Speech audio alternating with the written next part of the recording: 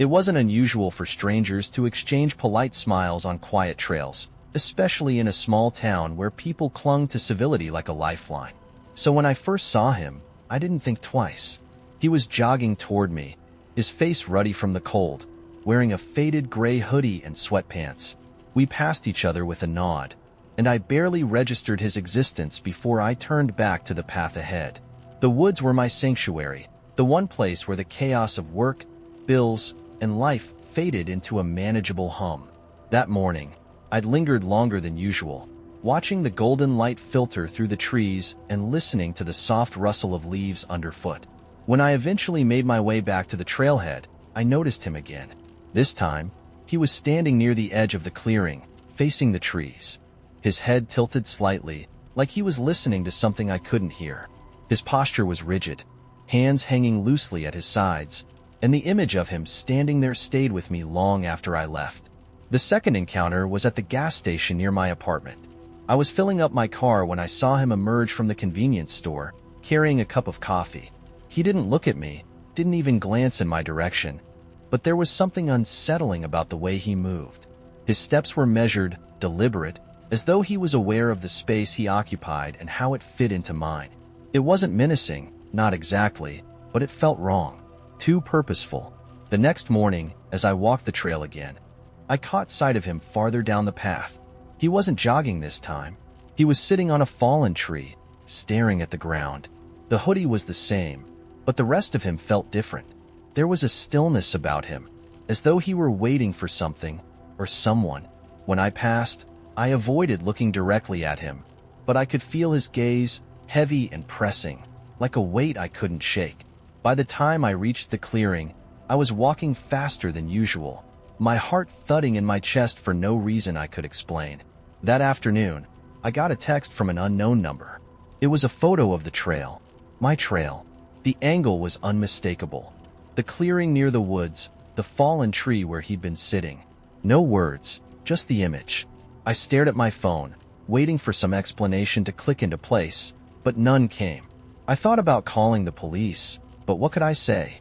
That someone I didn't know had sent me a picture of a public space? It wasn't a crime to exist in the same world as me, even if the overlap felt deliberate. For the next few days, I avoided the trail. I told myself it was because of work or the weather, but the truth was simpler. I was scared. Every time I thought about going back, I saw that photo in my mind, the way it framed the clearing like a stage waiting for a performance. When I finally did return, it was midday, with the sun high and bright and the air buzzing with the sounds of life. I told myself the daylight would make everything feel safer, more ordinary. And it did, for a while, until I noticed the carvings. There, on the trunk of a tree near the clearing, were initials. My initials. Fresh, uneven, and jagged, as though they'd been etched with something crude, like a pocket knife. Below them was a single word, found. I stumbled backward, my breath catching in my throat. My eyes darted around the woods, searching for any sign of movement, any hint that I wasn't alone.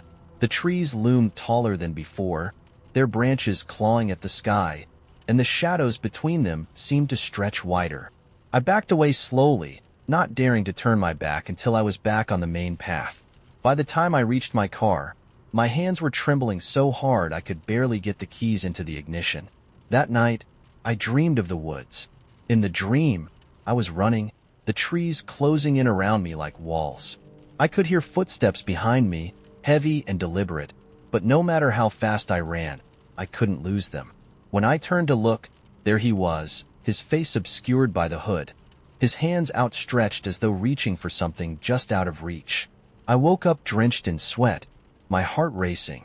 Max, my cat, was perched on the windowsill, staring intently into the darkness outside. For a moment, I thought I saw a shadow move across the yard, but when I blinked, it was gone. The following day, I received another text from the same unknown number. This time, it was a picture of my apartment building. My apartment, taken from the street, just far enough away to blur the details, but close enough to leave no doubt that it was meant for me. My hands shook as I stared at the image, my mind racing with questions I didn't know how to answer. How long had he been watching? How did he even know where I lived? I called the police, but they were dismissive. "There's nothing actionable here," the officer said. "If he hasn't made any threats or attempted to contact you directly, there's not much we can do." The words were meant to reassure me, but they had the opposite effect. It wasn't what he had done that terrified me. It was what he hadn't.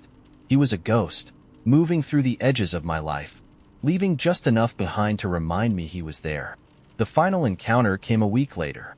I was walking to my car late at night, the parking lot empty except for a few scattered vehicles. The air was thick with the kind of silence that makes you hyper-aware of every sound, every movement.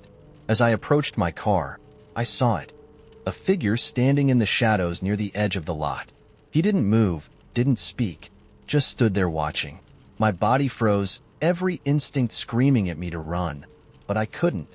It was as though the weight of his gaze had rooted me to the spot. Finally, he stepped forward, just enough for the dim light to catch his face. And then he smiled, a slow, deliberate curve of his lips that sent a cold wave of terror crashing over me. He raised a hand, not to wave but to point, a single finger aimed directly at me. I don't remember getting into my car or driving away. All I remember is that smile, the way it lingered in my mind long after I was safe inside my apartment. That was months ago, and I haven't seen him since. But the woods aren't the same anymore.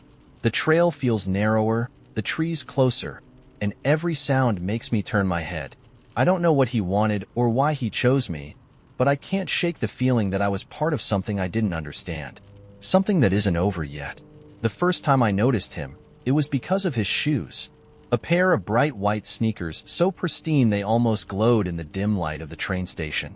They stood out against the gray grime of the platform, a jarring contrast to the muted earth tones of the other commuters' boots and loafers. I wouldn't have looked twice if I hadn't been stuck in line behind him, the slow shuffle of passengers forcing me to stare at his feet longer than I cared to. When I finally stepped onto the train, I forgot about him entirely. A few days later, the shoes reappeared, this time at the farmer's market. I just bought a bundle of sunflowers and turned to leave when I saw them again. Impossibly clean, bright enough to catch the sun and draw my attention like a signal flare. He was standing near a stall selling handmade candles, his back to me, wearing the same nondescript hoodie as before. It wasn't the kind of outfit that begged to be remembered, but something about it felt deliberate. I lingered longer than I should have, wondering if he would turn around, but he didn't. By the time I saw him for the third time, I couldn't dismiss it as coincidence.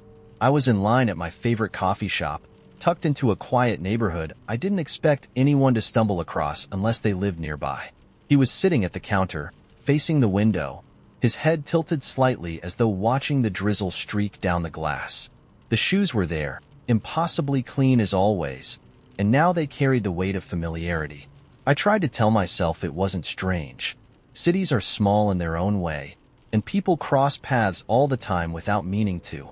Maybe he lived in my neighborhood. Maybe he liked this coffee shop. Maybe he had a thing for farmers markets and clean shoes. I forced myself to focus on the barista, ordered my latte, and didn't look back. The next time was different. I was walking home late one evening, the streets unusually quiet, when I heard footsteps behind me. At first, they seemed innocuous, steady and unhurried, matching my own pace. But as I turned onto a side street, they followed. I glanced over my shoulder, half expecting to see a fellow pedestrian making their way home, but the sidewalk was empty. The sound persisted, echoing faintly against the brick facades of the buildings around me, as if the source was just out of sight. I picked up my pace. The footsteps did too. My apartment door felt impossibly far away as I turned the final corner. When I reached it, I fumbled with my keys, every nerve on edge, and darted inside, slamming the door behind me. I stood there for a long moment, pressing my ear to the wood, but all I heard was the muffled hum of the city. No footsteps, no one outside. The next morning, a note was wedged under my door. It wasn't a threatening message or anything overtly sinister, just a single line scrawled in sharp, angular handwriting. "You dropped something?" I spent the entire day replaying the night in my head, searching for something I might have missed. I hadn't dropped anything. There was no one behind me, No one close enough to leave a note without me noticing. And yet, the words sat there, tangible proof that someone had been watching. Over the next week, I tried to return to normal, but normal wasn't waiting for me. I'd see him in flashes, stepping out of a store as I walked past, leaning against a lamppost at the park, always far enough away to make confrontation feel absurd. I considered talking to someone about it, a friend, the police, but what would I say?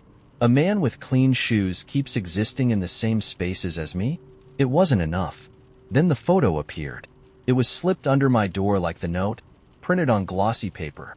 The image was of me, taken from behind, as I sat on a park bench. In the photo, my head was tilted slightly to the side, as though I were listening to something in the distance. But what struck me wasn't the angle or the setting. It was the figure in the background. There he was, blurred but unmistakable, his shoes a bright smear against the muted tones of the park. I started sleeping with the lights on after that. It didn't help much. Every creak of the floorboards, every passing shadow, set my pulse racing. I stopped going to my usual coffee shop. I took different routes home. I even stopped going to the park entirely, but it didn't matter. He found me anyway. One night, as I was coming home late from work, I spotted him standing across the street from my building. He wasn't hiding, wasn't pretending to blend in. He just stood there, watching. His face was in shadow, but I could feel his gaze like a physical weight. I thought about calling out, demanding to know what he wanted, but the words lodged in my throat. Instead, I turned and walked quickly up the stairs to my apartment. That night, I dreamed of footsteps and bright white shoes. When I woke up, another note was waiting for me on the kitchen counter. You almost saw me. I didn't leave my apartment for days after that. When I finally ventured out, it was with Max, my neighbor's excitable German shepherd who'd been entrusted to my care for the weekend. Max was supposed to make me feel safer, and for a while, he did. Until we reached the park. Max froze mid-step, his ears flattening against his head, a low growl rumbling from his chest. I followed his gaze, and there he was, standing at the edge of the trees. The shoes gleamed even in the dim light of dusk, and for the first time, I saw his face. He wasn't smiling. He wasn't frowning either. His expression was blank, like a mannequin's, and that made it worse somehow. Max barked, lunging forward, but the man didn't flinch. He simply stepped backward into the shadows, disappearing as though he'd never been there. The last note came the next morning. It was taped to the inside of my bedroom window, facing in. You're interesting. I don't know what he wants, but I don't think it's over. There's a memory I can't quite place, though it feels as vivid as a scar. I was young, maybe 6 or 7, standing on a beach at sunset. The ocean stretched endlessly, swallowing the horizon. But the waves made no sound as they touched the shore. My mother was behind me, calling my name, but when I turned, she wasn't there. Instead, there was a man I didn't know, standing ankle-deep in the water. His face was familiar, though I couldn't say why, and his mouth was moving, forming words I couldn't hear. I don't know if it's a memory or a dream, but it's been haunting me more often these days. It started when I moved into the new apartment, a studio on the outskirts of the city. The price was too good to pass up, even though the building was old and the landlord had an unsettling habit of staring a beat too long during conversations. Still, I chalked it up to eccentricity and signed the lease.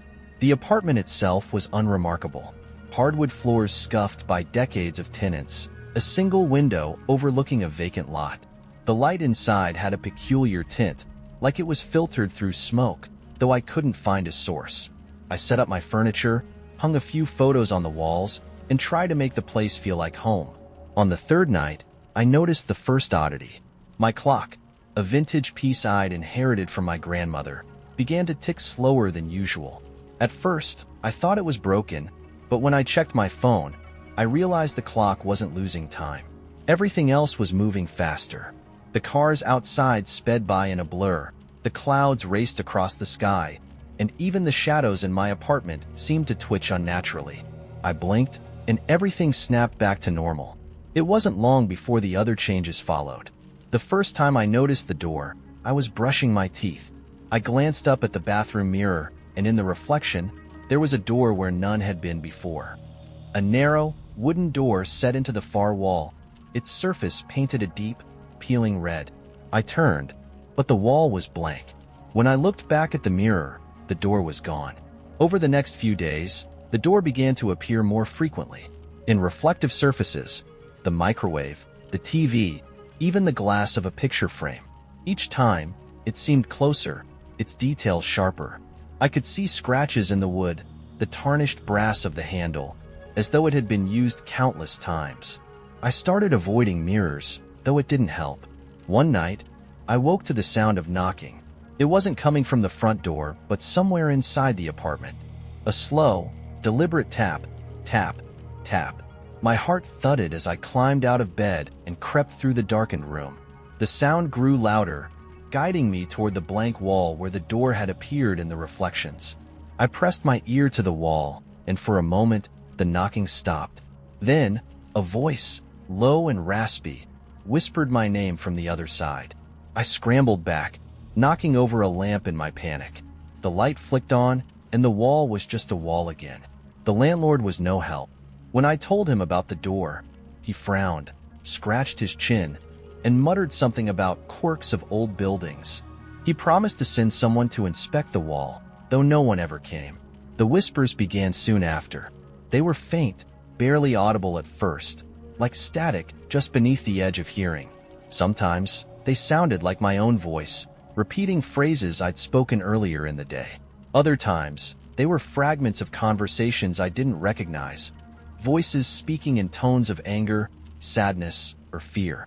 One night, as I lay in bed, the whispers grew louder. I could make out words now, though they didn't make sense. The tide rises, they said. The door turns. My body felt heavy, pinned to the mattress by an unseen weight. The air in the room thickened, and I realized I wasn't alone. In the corner, barely illuminated by the glow of a street lamp outside, stood a figure. It was tall and indistinct, its edges flickering like a candle's flame. Its head tilted toward me, and though it had no features, I felt its gaze. The whispers ceased, replaced by silence so profound it roared in my ears. The figure raised an arm, or what should have been an arm, and pointed toward the wall. I didn't dare move until the sun rose. The next morning, I found the scratches. They were faint but unmistakable, gouged into the wall where the door had appeared. 5 deep marks, like the claws of some enormous animal, trailing downward. I couldn't stay in the apartment after that. I packed a bag and checked into a motel across town, determined to leave the building and whatever it held behind. But even in the motel, the whispers followed. The bathroom mirror in my room was cracked, the jagged lines splitting my reflection into fragments. And there, in the largest shard, I saw it, the red door, waiting for me. I left the motel in the middle of the night and drove aimlessly until dawn. When I finally pulled over at a rest stop, exhausted and trembling, I saw the man from my memory standing by the vending machines. He turned toward me, his face obscured by shadow, but I recognized the tilt of his head, the way his shoulders hunched slightly forward. He raised a hand in a gesture that wasn't quite a wave, more a beckoning. I fled before he could get closer. Now, no matter where I go, I see the door. It appears in puddles on the street, in the glint of a stranger's sunglasses, in the reflective panels of elevators. Sometimes, the knob turns, as if someone is trying to open it. I don't know what lies behind the door, but I can feel it watching me, waiting for the moment I make a mistake. The whispers have changed, too. They're louder now, more insistent. It's time, they say. The tide rises. The door turns. And sometimes, when I close my eyes, I hear it creak open. I was never supposed to meet him. He was just a voice in the walls at first, part of the strange quirks that came with renting an old apartment. It wasn't unusual to hear faint noises in a place like mine. Whispers of plumbing, footsteps from tenants above. The building was ancient, its walls thin and floors creaky. But there was something different about this. It wasn't pipes groaning or wood settling. It was speech. Low, muffled, almost rhythmic, like someone talking through layers of fabric. I first noticed it at night when everything else was still. It would rise and fall in tone, though I couldn't make out the words. At first, I dismissed it as a neighbor watching TV too loudly or someone on a phone call. But it wasn't coming from the walls adjacent to other units. It was coming from the wall behind my bed, an exterior wall that faced the alley. One night, as I lay in the dark trying to fall asleep, the sound grew louder. It wasn't loud enough to be clear, but it wasn't the soft, ignorable murmur it had been before. Frustrated, I pressed my ear to the wall. The noise cut off abruptly, leaving me with nothing but the sound of my own pulse. I stayed there for a moment, expecting it to start again. It didn't. I pulled back, climbed into bed, and felt oddly unsettled, like I'd interrupted something. The next morning, I told myself it was nothing. Old buildings have strange acoustics, and I was letting my imagination run wild. But over the next few nights, the whispering returned. It was inconsistent, fading in and out like an old radio signal. I started to dread the quiet hours, bracing myself for the sound to creep in again. And it always did. One evening, curiosity got the better of me. I grabbed a flashlight and made my way into the alley behind the building. The wall behind my unit was plain brick, unremarkable except for a faint discoloration near the middle, a dark patch that stretched from the ground up about 6 feet. It could have been anything: water damage, dirt, the remnants of graffiti. But as I stared at it, I noticed something strange. The discoloration wasn't random. It had a faint pattern, almost like smudges from hands or fingers. I reached out to touch it, but before I could, a voice startled me. "Don't," someone said sharply. I turned to see a man standing at the mouth of the alley. He was older, with a face weathered by time and eyes that seemed too sharp, too knowing. He wore a heavy coat despite the warm night, and his hands were shoved deep into his pockets. "What?" I asked, my voice unsteady. He took a few steps closer, but didn't enter the alley fully. "Don't touch the wall." I laughed nervously, trying to mask my discomfort. "Why not?" His expression didn't change. "Because it's not yours." I didn't know how to respond to that.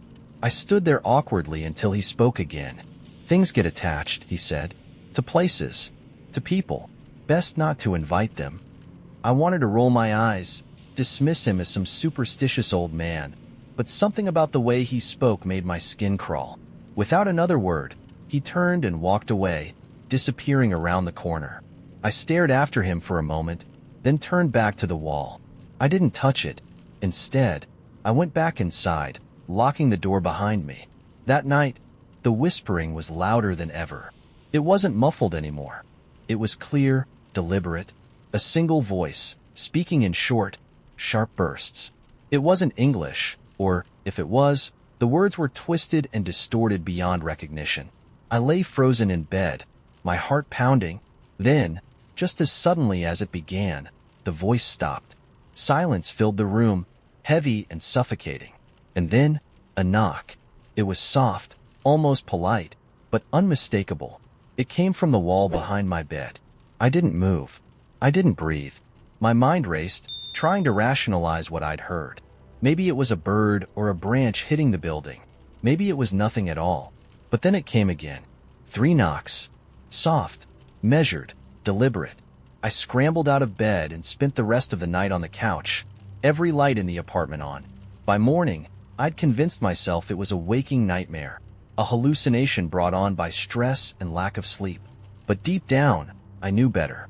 The next day, I asked the building manager if he'd ever noticed anything strange about my apartment. He laughed and said, "Strange how?" I didn't want to sound crazy, so I mentioned the sounds, framing it as a casual complaint about noise. His face grew serious. "Unit 3C?" he asked. I nodded. He hesitated, then said, "Yeah, there's some history there. Old tenants said they heard things too. Most of them didn't stay long." I pressed him for details, but he shrugged it off, mumbling something about old buildings and refusing to say more. I left the office feeling more unsettled than ever. That night, the whispering returned, but it was different this time. It wasn't just a voice. There was a rhythm to it, a pattern that sounded almost like words. I couldn't understand them, but I could feel them. The way you feel thunder rumbling in your chest. I knew I should leave, pack a bag, and go anywhere else, but I couldn't move. I was rooted in place, listening to the rhythm, letting it seep into my bones. The next morning, I woke up to find a small object on my nightstand. A stone, smooth and dark, with a faint, spiraling pattern etched into its surface. I hadn't put it there. I hadn't even seen it before. I didn't sleep in the apartment after that. I found a cheap motel across town and started looking for a new place to live. I didn't care about breaking my lease or losing my deposit. I just wanted out. A few weeks later, I went back to collect the last of my things.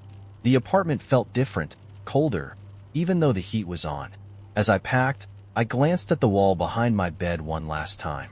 For the first time, I noticed something carved faintly into the plaster. It was the same spiraling pattern as the stone. I don't know what was in that apartment, and I don't want to know. But sometimes, late at night, I think about the old man in the alley, about his warning, and I wonder if leaving was enough, or if, somehow, I invited it with me. I've always hated elevators. It's not a fear of tight spaces, exactly, or a phobia of heights. It's the waiting. The moments when the doors close, and you're left in a tiny metal box suspended by cables. The thought of all that emptiness above and below. Still, I never imagined how much worse it could be until the elevator at the Ridgemont Apartments. The building was a relic from the 70s, full of avocado-colored carpet and flickering fluorescent lights. I moved in last fall, eager for something affordable in the city, and ignored the peeling wallpaper and the faint smell of mildew. My unit was on the 6th floor, so the elevator and I quickly became reluctant partners. It was temperamental, stopping just shy of aligning with the floor or groaning loudly between levels. But it worked well enough most days. Until it didn't. I was coming back from the grocery store one night, juggling too many bags and my keys, when I noticed the elevator button for my floor was already lit. I didn't think much of it. Someone else was probably heading up. The doors opened, revealing a man inside. He was middle-aged, wearing a gray suit that looked slightly too big for him, and he stood awkwardly to the side, staring at his shoes.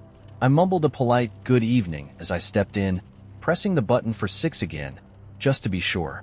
The man didn't respond. He didn't even look up.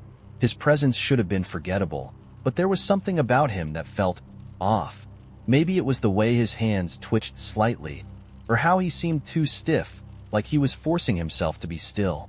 The elevator jerked to life, lurching upwards with its usual groan.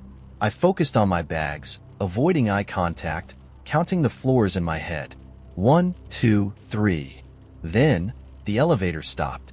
Not the smooth deceleration it usually managed, but a sudden, jarring halt that made the lights flicker. We were stuck. Great, I muttered under my breath. I glanced at the man, hoping for a shared moment of exasperation. He was still staring at the floor, utterly still now, like he hadn't noticed. Guess we'll have to call for help, I said, forcing a laugh to break the silence. He didn't respond. A chill crawled up my spine. I pressed the emergency button, listening as a faint buzzing sound confirmed it worked. A tinny voice crackled through the speaker. "Emergency services. What's your situation?" Hi, I said, trying to keep my voice steady. "The elevator in the Ridgemont Apartments is stuck. I think we're between floors." "We've got your location," the voice said. "A technician will be dispatched shortly. Sit tight." "Thanks." I released the button, expecting the man to say something now that help was on the way. Instead, he shifted his head slightly, his gaze flicking to the elevator doors. Not to me, just the doors. I tried to ignore him, telling myself he was probably just shy or anxious. But the silence stretched on, oppressive and unnatural. The elevator felt colder than it should have, and I was acutely aware of every creak and groan of the cables above us. Minutes passed, or maybe it was longer. It was hard to tell in that stifling, timeless space. I finally broke the silence. "Guess this building's as old as it looks," I said, aiming for levity. His head turned slowly toward me, his eyes locking onto mine for the first time. They were bloodshot, the whites a sickly yellow. And there was something else. Something wrong about the way he looked at me, as though he were examining not a person, but an object, like he was deciding what to do with me. I swallowed hard, my mouth suddenly dry. "You okay?" He tilted his head, just slightly. His lips parted. as if he were about to speak, but the words didn't come. Instead, he smiled. Not a kind or reassuring smile. It was thin and brittle, like it didn't quite belong on his face. I took an involuntary step back, pressing myself against the elevator wall. My hand found my phone in my pocket, and I clutched it tightly, the small device suddenly feeling like a lifeline. "They'll get us out soon," I said, more to myself than to him. His smile widened. A soft, wet sound broke the silence. It was faint at first, like something dripping onto metal. My stomach turned as I looked down. There was a dark spot spreading beneath his feet. I hadn't noticed it when I got on, but now it was undeniable. A growing pool of liquid seeping from his shoes. What the hell is that?" My voice was barely a whisper. The man didn't answer. He only stared at me, his head tilting further to one side. The elevator lights flickered again, and in that brief, strobe-like flash, something about his face changed. It was subtle, just a flicker of shadow, a momentary distortion, but it was enough to send a jolt of terror through me. His features didn't seem to align quite right, as if his skin was stretched too tightly over a shape that wasn't meant to be human. I fumbled with my phone, my hands trembling as I tried to call for help. No signal. The emergency button buzzed uselessly when I pressed it. Panic clawed at my chest as I pressed myself harder against the wall, as far from him as I could get in the confined space. The man, or whatever he was, took a step forward. His movements were jerky, almost mechanical, and the sound of his shoes squelching against the wet floor made a rise in my throat. I raised my phone, the dim light from the screen casting a weak glow in the small space. "Stay back," I croaked, my voice breaking. He stopped, his head tilted back to center, his face eerily calm now. Then, without warning, the elevator jolted. The lights stabilized, and the soft hum of motion returned. We were moving again. I blinked, my pulse racing, as the floor indicator climbed steadily. 4, 5, 6. The doors opened with a soft chime, and I bolted out without a second thought, leaving my groceries behind. I didn't look back. As I reached my apartment door, fumbling with the keys, I glanced toward the elevator. It was still open, the man standing motionless inside, his eyes fixed on me. He didn't step out. He didn't move. The doors slid closed, sealing him away. I didn't sleep that night, or the next. I considered leaving, breaking my lease, but every time I thought about packing, I felt an inexplicable dread, like leaving would be a mistake, like it would follow me. I haven't seen him again, but sometimes, late at night, the elevator stops on my floor, even when I haven't called it. The doors open, and the empty car waits, as if inviting me back in. I never step inside. The first thing I noticed was the bus stop. It wasn't unusual for me to pass it on my evening walk, a small metal shelter with an ad for something generic plastered across the back. Tonight, though, the ad was gone. In its place was a blank, glossy surface, reflecting the faint yellow glow of the nearby street lamp. I slowed my pace. Something about it made me uneasy, though I couldn't quite pinpoint why. It was late, later than usual for me to be out, and the neighborhood was empty. Just me, the sound of my sneakers on the pavement, and the occasional rustle of wind through the trees. I stepped closer to the bus stop, drawn by an inexplicable pull, and that's when I realized the glossy surface wasn't blank after all. It was a mirror. The realization hit me all at once. The reflection wasn't right. My face was there, but the background was wrong. The houses behind me were unfamiliar, their windows glowing with warm, golden light. The street lamp was missing entirely. It wasn't my street. It wasn't anywhere I recognized. I leaned closer, trying to make sense of it, but the reflection flickered, like an old television struggling to hold its signal. For a split second, I thought I saw something move behind me in the glass, a shadow darting through the trees. I spun around, heart pounding, but the street was empty. When I turned back to the mirror, it was gone. The back of the bus stop was smooth metal again, dull and featureless. I ran my hand over it, half expecting to feel a seam or a hidden panel, but it was solid. I told myself it was just a trick of the light, a reflection distorted by the curve of the surface. Still, I hurried home, my footsteps quick and uneven. That night, the dreams started. They were strange, vivid things that felt more like memories than fantasies. I was standing on a street, unfamiliar but eerily specific. The asphalt shimmered as if wet, though there was no rain, and the air buzzed faintly, like the hum of distant power lines. The houses were wrong, too perfect, their edges too sharp. And always, in the distance, was the bus stop. In the dreams, I never reached it. I'd start walking toward it, but the closer I got, the farther away it seemed, as though the street were stretching infinitely in front of me. The buzzing grew louder with each step until it became unbearable, and I'd wake up drenched in sweat. By the third night, I decided to avoid the bus stop entirely. I changed my walking route, taking streets I'd never explored before, weaving through the neighborhood in a wide arc to stay as far away from it as possible. But no matter where I went, I always ended up back there. The first time, I convinced myself it was a mistake, a wrong turn, a lapse in attention. The second time, I knew better. It wasn't possible. I'd walked straight for 20 minutes in the opposite direction, and yet there it was, the bus stop, standing silent and unmoving in the same pool of yellow light. The mirror was back. I didn't want to look at it. Every instinct in my body screamed at me to keep walking, to run if I had to, but something held me in place. It was the same pull I'd felt before, a tug at the edge of my mind that I couldn't resist. This time, the reflection showed me standing in front of the bus stop, but I wasn't alone. A figure stood behind me, partially obscured by the shadows.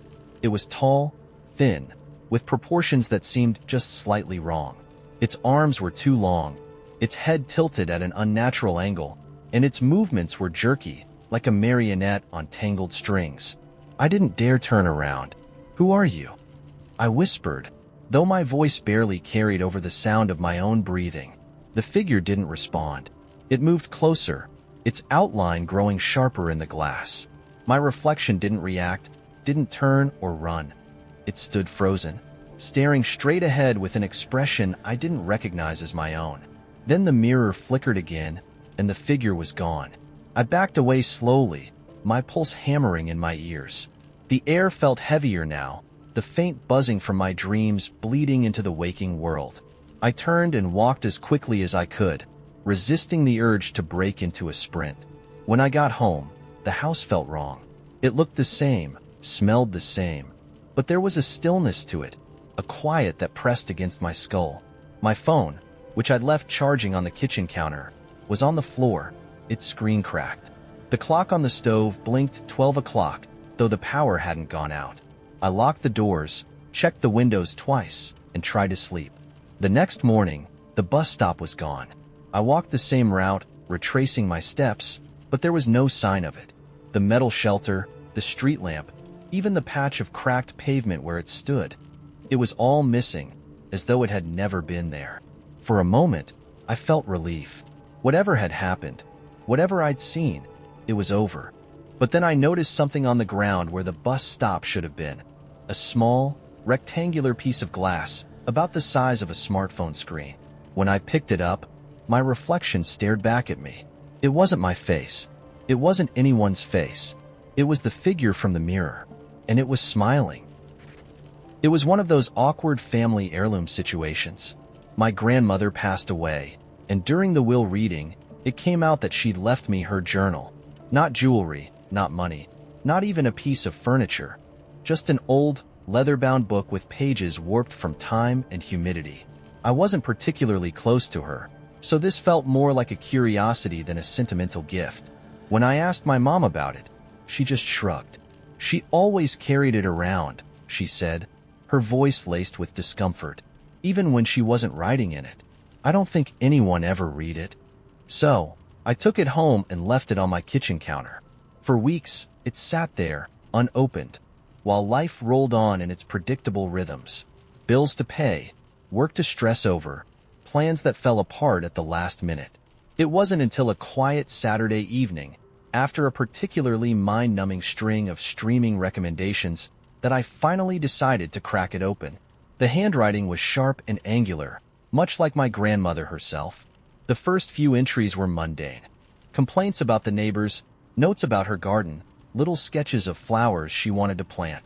It felt harmless enough. I started to feel guilty for ignoring it so long. Then I reached the middle of the book. The tone shifted abruptly. The dates at the top of the pages skipped weeks, sometimes months, and the words became fragmented, scattered across the page like someone had written them while running. It's watching me. Not the shadows, they're too obvious. Look at the light. It was unsettling, sure, but grief does strange things to people, and I figured it was a symptom of age. Maybe she was unraveling toward the end. But when I turned the next page, my breath caught. My name was scrawled across it, bold and deliberate. Ellie, don't ignore this. I slammed the book shut. The room felt too quiet, the kind of silence that presses into your ears. I told myself it was a coincidence. Some other Ellie. Not me. It couldn't be me. But it was. Curiosity has a way of overriding common sense. By midnight, I'd opened the journal again, skimming through the next few entries. The writing was frantic, describing a series of incidents. Flickering lights in her home. Unfamiliar faces watching her from the edge of the property. A recurring dream of something vast and luminous, like a sun, but cold and distant, staring back at her. One line struck me. They look at you when you're not looking at them. That's the rule. If you catch them, it hurts them. I tried to sleep that night, but her words hung in the air. I stared at the ceiling, every creak of my old apartment magnified, every flicker of the streetlight outside making my pulse race. Sometime after 2 a.m., I heard it, a faint tapping, like fingernails against glass. My bedroom window was closed, the blinds drawn, but the sound was deliberate, rhythmic. Tap, tap, tap. I told myself it was the wind, the tree outside, a bird, maybe. Anything but what my imagination insisted. I didn't look.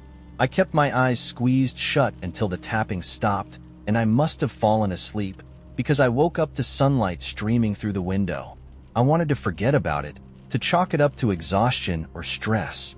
But the next night, it happened again. This time, the sound came from the mirror in the bathroom, sharp, almost angry knocks that echoed in the tiled space. When I finally summoned the courage to check, the room was empty. Just my reflection staring back at me, pale and wide-eyed.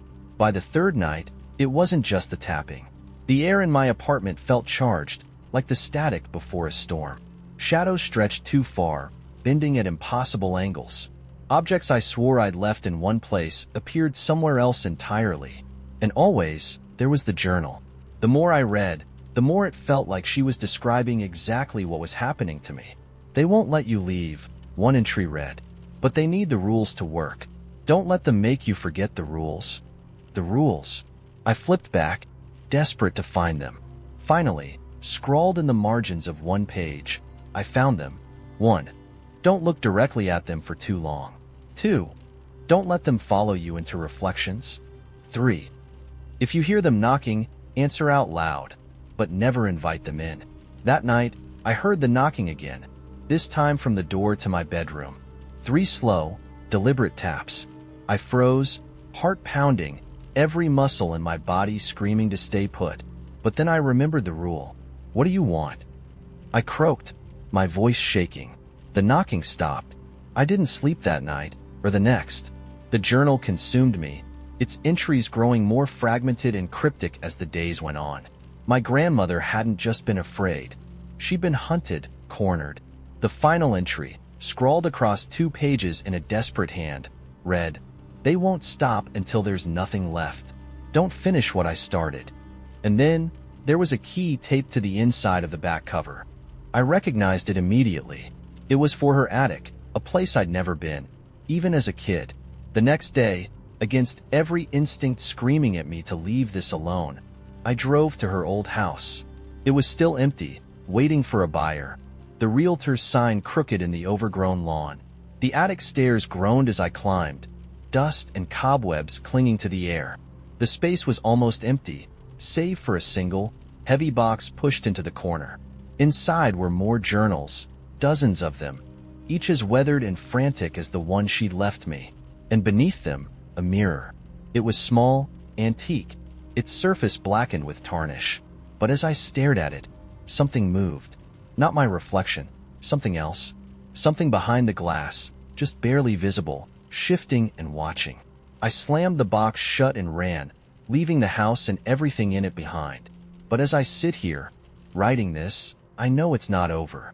They followed her, and now they followed me. I can hear the tapping again, slow and patient, waiting for me to break the rules. The worst part is, I don't even remember inviting them in. The first time I noticed the letters, I thought they were just a smudge. A trick of the light. Maybe. I was in my kitchen, wiping down the counter after dinner, when I spotted them. Faint, nearly invisible markings carved into the wood near the edge. I leaned closer. You were here. The handwriting was mine. I stared at it for a long time, my hand gripping the edge of the counter. I couldn't remember writing those words. Why would I have? The message made no sense. I chalked it up to an old doodle I'd forgotten about. Something mindless I'd scratched into the wood during a late-night phone call, maybe. But when I came back the next morning, the words were gone. I ran my hand over the spot where they'd been, but the surface was smooth, unblemished. I even poured a bit of water on it to see if the markings would reappear like invisible ink. Nothing. I laughed at myself, but the sound felt hollow. Over the next week, the house became restless. Small things, a chair slightly out of place, a picture frame tilted just enough to catch my eye, a light switch flipped that I hadn't touched. I assumed I was tired. Work had been brutal lately, and my mind wasn't as sharp as it used to be. Then the letters came back. This time, they were in the bathroom mirror, faint and ghostly. They appeared while I was brushing my teeth, materializing from the condensation like whispers dragged through fog. You were here. I froze, the toothbrush slipping from my hand. The handwriting was identical to mine, down to the odd way I looped my lowercase e. The words dissolved as the steam faded, leaving the glass clear and empty. That night, I barely slept. Every creak of the floorboards felt intentional, every rustle of the wind too deliberate. I kept the lights on, lying rigid in bed until the first light of dawn crept through the blinds. The messages escalated after that. They didn't just appear in the steam or on the counters. They started showing up in impossible places, burned into the crust of my toast, spelled out in the pattern of leaves on the driveway, etched into the frost on my car's windshield. Always the same words. Always in my handwriting. You were here. I stopped trying to rationalize it. One night, desperate for answers, I stayed up, determined to catch the messages forming.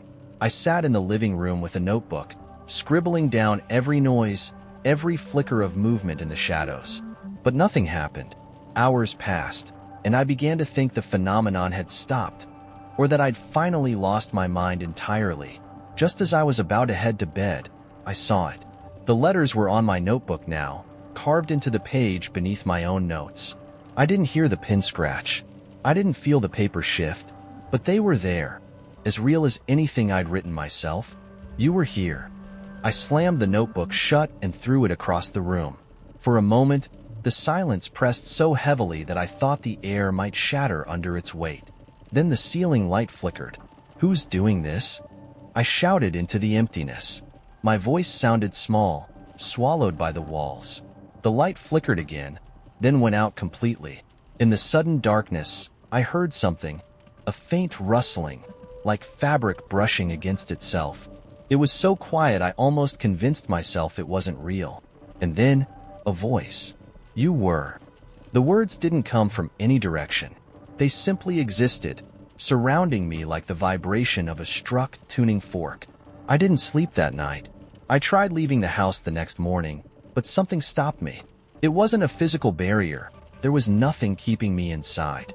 But every time I touched the doorknob, a wave of nausea would roll through me, leaving my head spinning and my stomach twisting into knots.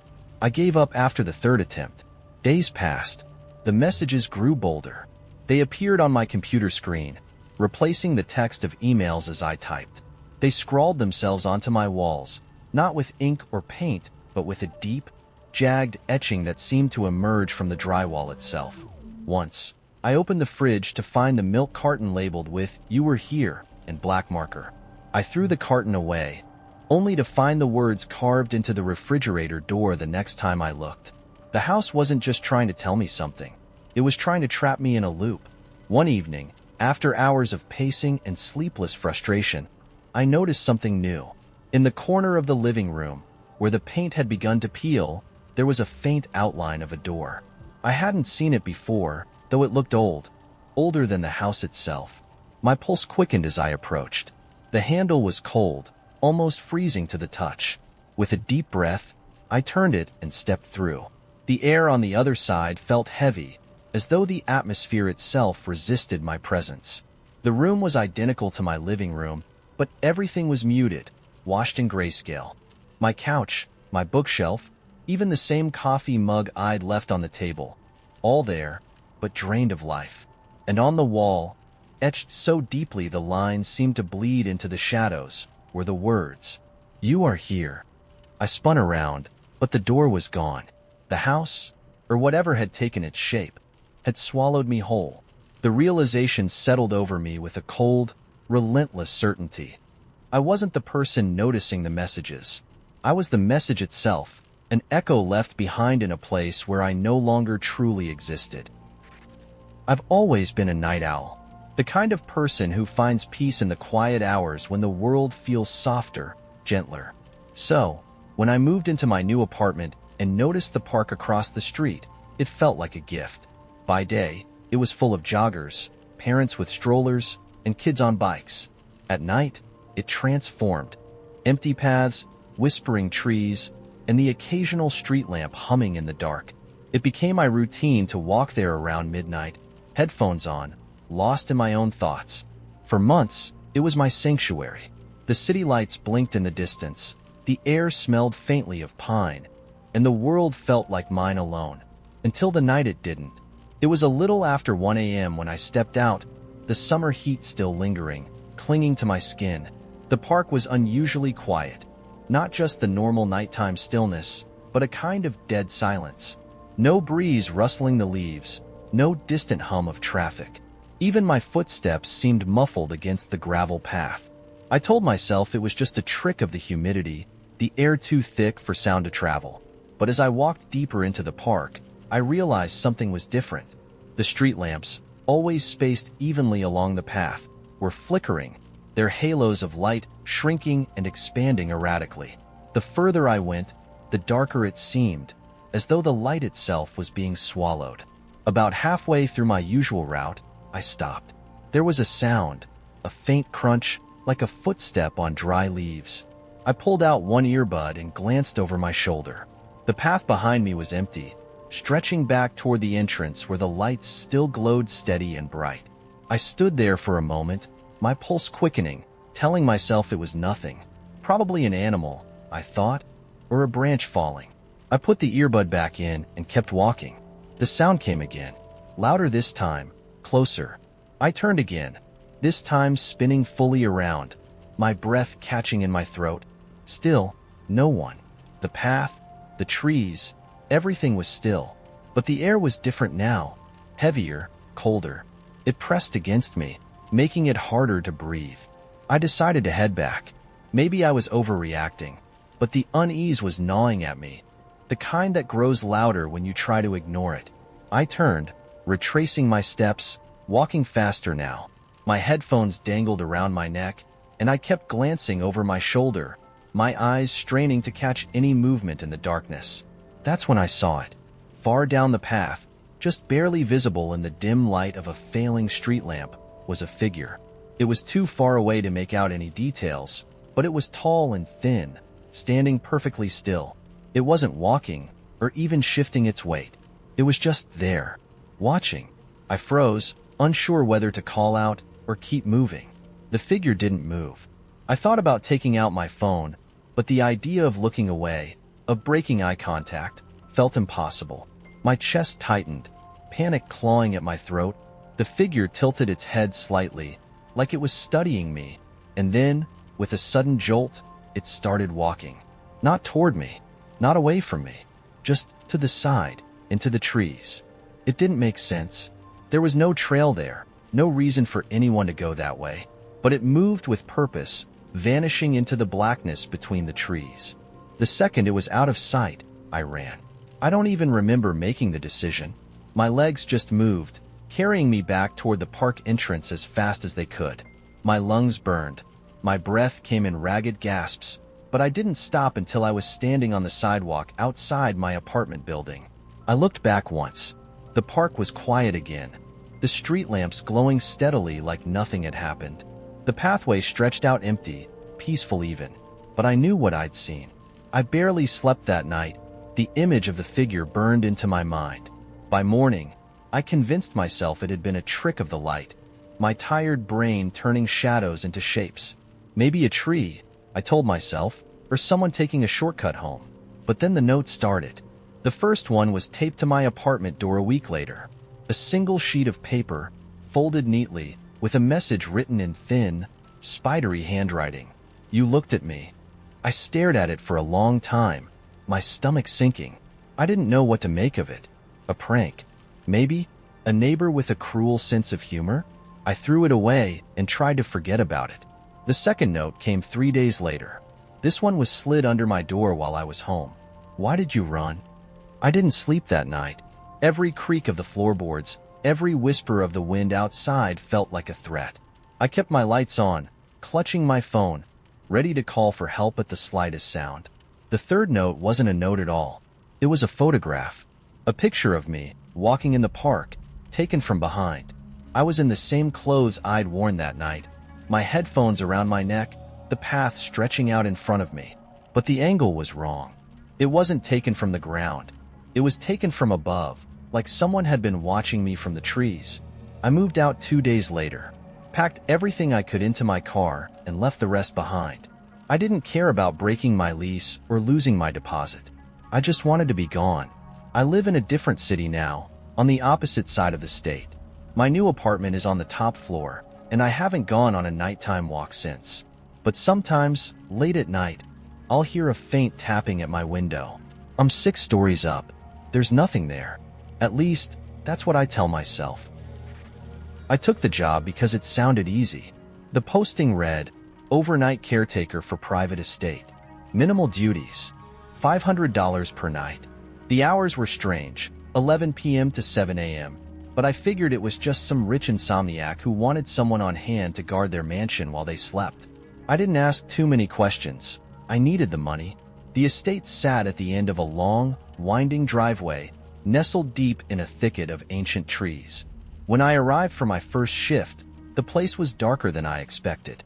No lights illuminated the exterior, and the windows were opaque, reflecting only the thin beam of my headlights. It looked more like a mausoleum than a home.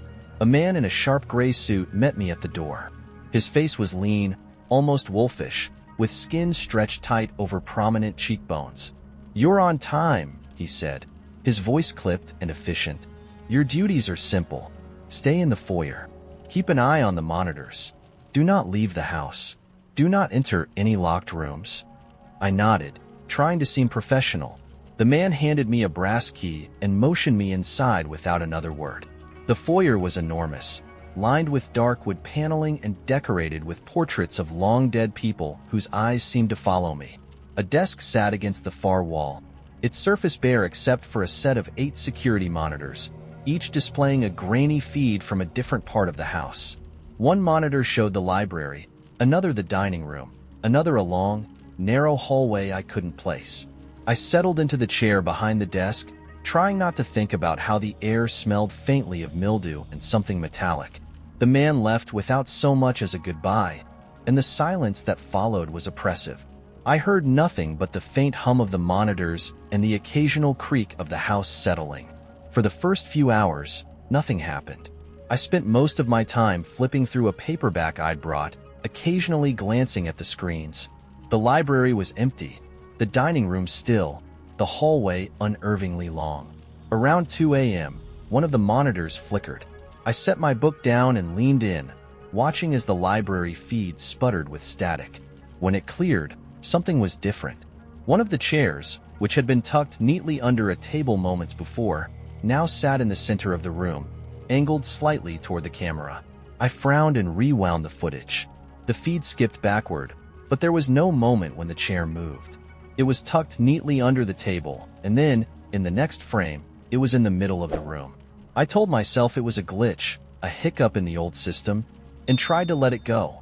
An hour later, the same thing happened in the dining room. This time, it was a candelabra. It had been sitting on the mantel in the first frame, and in the next, it was on the dining table.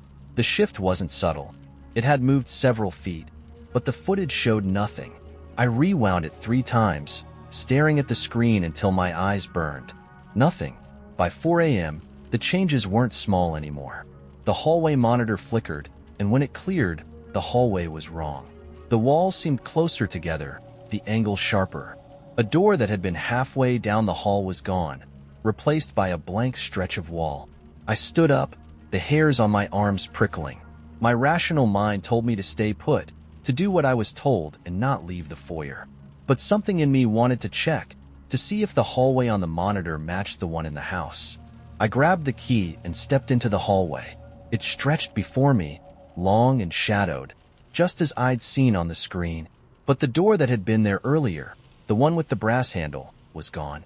I ran my hand along the wall where it should have been, but there was nothing but smooth plaster. My stomach twisted as I turned back toward the foyer. The air felt heavier now, pressing against my skin like damp cotton. When I returned to the desk, one of the monitors was showing static. It was the feed for the basement, a room I hadn't realized was part of the house until now. The static cleared briefly, just long enough for me to catch a glimpse of something moving on the screen. It was tall and thin, with limbs that seemed to bend in ways they shouldn't. It moved quickly, crossing the room in 2 impossibly long strides before disappearing into the shadows. I froze, my hands gripping the edge of the desk. The rules replayed in my mind like a mantra. Do not leave the house. Do not enter any locked rooms. But no one had said anything about the basement. The basement door wasn't locked. When I turned the key in the knob, it swung open easily, revealing a narrow staircase that spiraled downward into pitch black. The metallic smell was stronger here, mingled with something damp and rotten. I descended slowly, each step creaking under my weight. The basement was vast, far larger than I'd imagined. The walls were lined with shelves, each one crammed with strange objects, rusted tools, jars filled with murky liquid, broken clocks with frozen hands. At the center of the room stood a figure. It was the thing I'd seen on the monitor, tall and skeletal. Its back turned to me. It swayed gently, as though caught in some invisible current. I should have run. I should have turned and bolted up the stairs without looking back. But something held me there, rooted to the spot. The figure turned slowly, its movements jerky, like a marionette on tangled strings. Its face, or what should have been its face, was a blank expanse of pale, featureless skin. It tilted its head as if studying me. Then it stepped forward. I don't remember making it back to the foyer.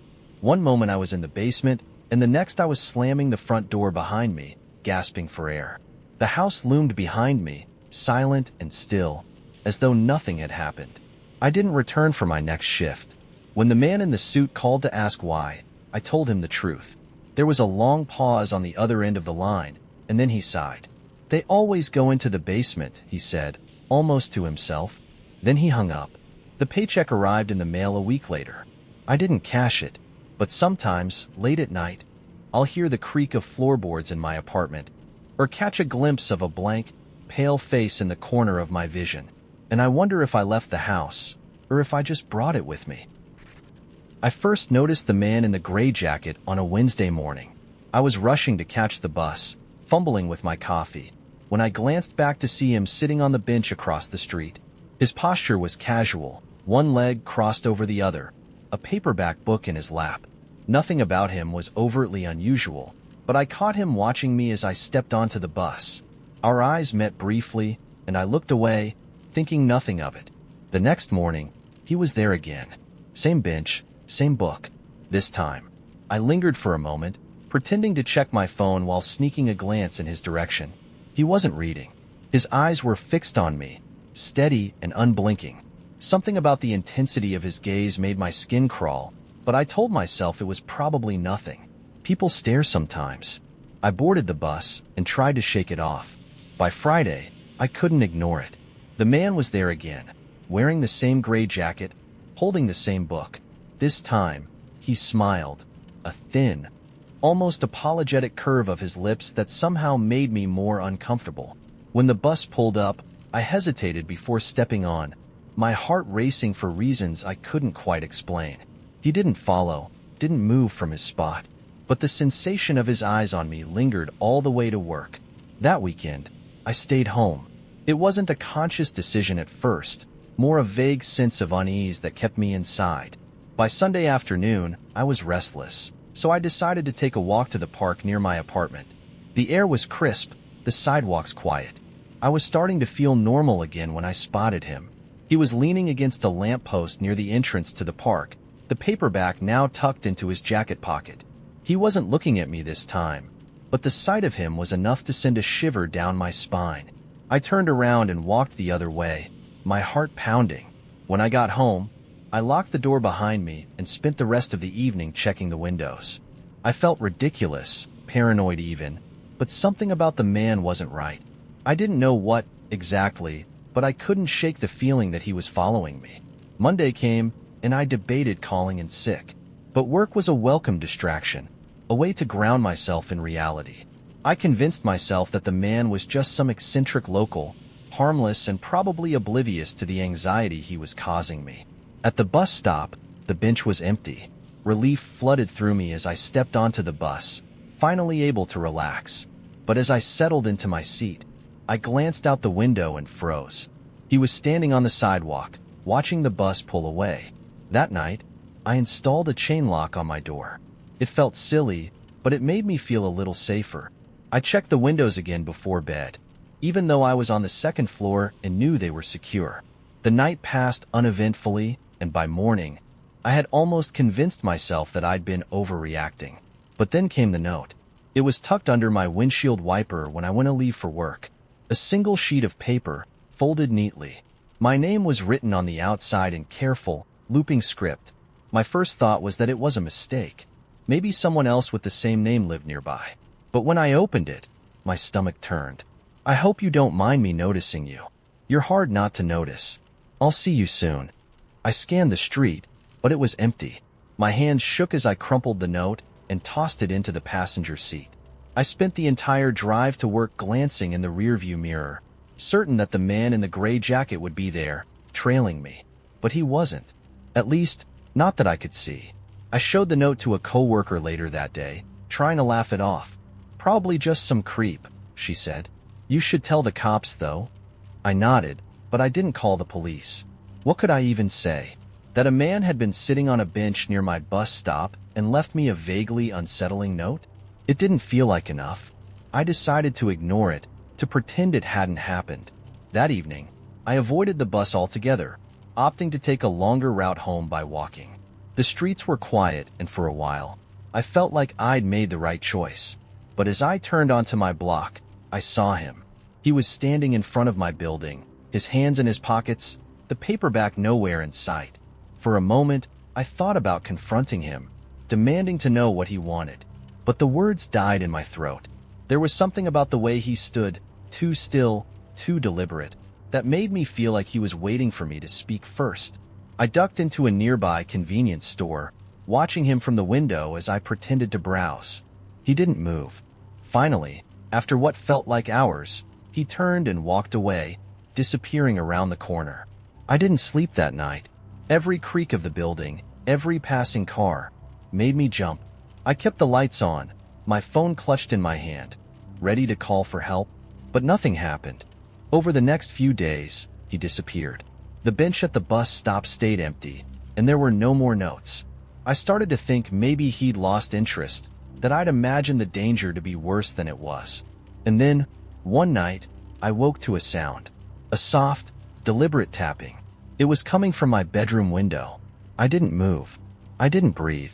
My apartment was on the second floor. There was no fire escape, no balcony. Slowly, I turned my head toward the window. The blinds were drawn, but I could see the faint outline of a shadow, long and narrow, like someone standing just on the other side. The tapping came again. 3 sharp, rhythmic knocks.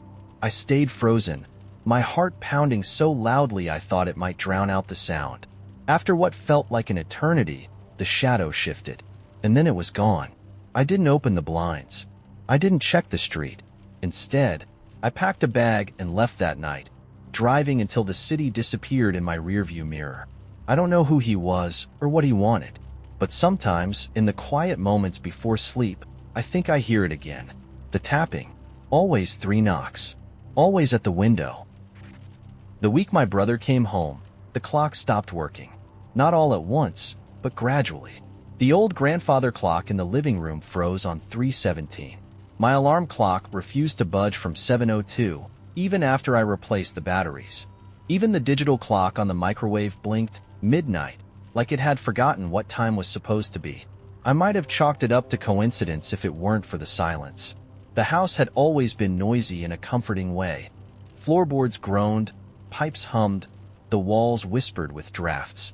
But that week, everything fell unnaturally still. No creaks, no hums, just a heavy quiet that made every sound feel like an intrusion. Even the trees outside seemed to hold their breath, their branches frozen mid-sway. And then there was my brother, Sam. He'd been gone for almost 2 years. Vanished, without explanation, without a note, without so much as a phone call. The police had searched, and my parents had pleaded, but eventually, everyone settled into the grim inevitability of his absence. Except me. I never stopped wondering. I never stopped listening for him. So when the knock came late that Monday night, followed by the sound of his voice, quiet, raspy, but unmistakably his, my relief drowned out everything else. Sam looked thinner, paler. His face seemed stretched somehow, like it wasn't entirely sure how to fit his features anymore. But it was Sam, standing in the doorway, holding a duffel bag and smiling faintly like he hadn't just been missing for nearly 2 years. I hugged him so hard he coughed, and he laughed, though it sounded wrong, like an imitation of laughter rather than the real thing. "Sorry for disappearing," he said once we'd settled in the kitchen, cups of lukewarm tea between us. "I needed to figure some stuff out." "Figure what out?" I asked. My voice cracked, half from emotion and half from exhaustion. He didn't answer. His gaze wandered to the window, where the streetlights outside flickered faintly. He looked distracted, like he wasn't entirely present. "Sam," I pressed, "where were you?" "I don't know," he murmured. His voice was so soft I almost didn't hear him. "Not exactly, but I'm back now. That's all that matters, right?" It should have been enough. I told myself it was enough. But there was something in the way he said it, in the way he avoided looking at me directly, that made my stomach twist. The first real sign that something was wrong happened the next morning. I'd left Sam sleeping in the guest room and gone to work, but by the time I got home, I found him sitting in the living room, staring at the grandfather clock. He hadn't turned on any lights, and the room was bathed in an eerie gray twilight. "You okay?" I asked, setting my bag down. He didn't answer. He didn't even blink. His lips were moving, though, just barely, shaping words too quiet to hear. I stepped closer, and that's when I realized he wasn't talking to himself. He was repeating numbers, over and over, a string of them that made no sense. I touched his shoulder, and he flinched so violently he nearly fell off the couch. "Sorry," he mumbled, shaking his head as if to clear it. "I didn't hear you come in." "Who were you talking to?" "No one." The answer came too quickly, too sharply. Just thinking out loud. The unease that had been simmering since his arrival turned into a low boil. I forced a smile, told him to let me know if he needed anything, and went to my room. Later that night, I checked on him again. The living room was empty, but the numbers he'd been murmuring were carved into the wood of the coffee table. It got worse after that. Little things, at first. Sam would disappear for hours at a time, only to reappear as if nothing had happened. Sometimes he would stand at the window, staring out into the street, his body completely still except for his lips, which moved like he was whispering secrets to the night. The clocks in the house stopped completely. Even my phone refused to display the correct time, flashing 3:17 no matter how many times I restarted it. One night, I woke up to the sound of whispers.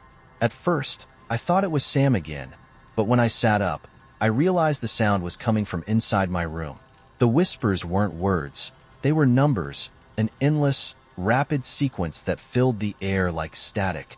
I turned on the light, and they stopped instantly, leaving only the sound of my own ragged breathing. When I confronted Sam the next morning, he didn't deny anything.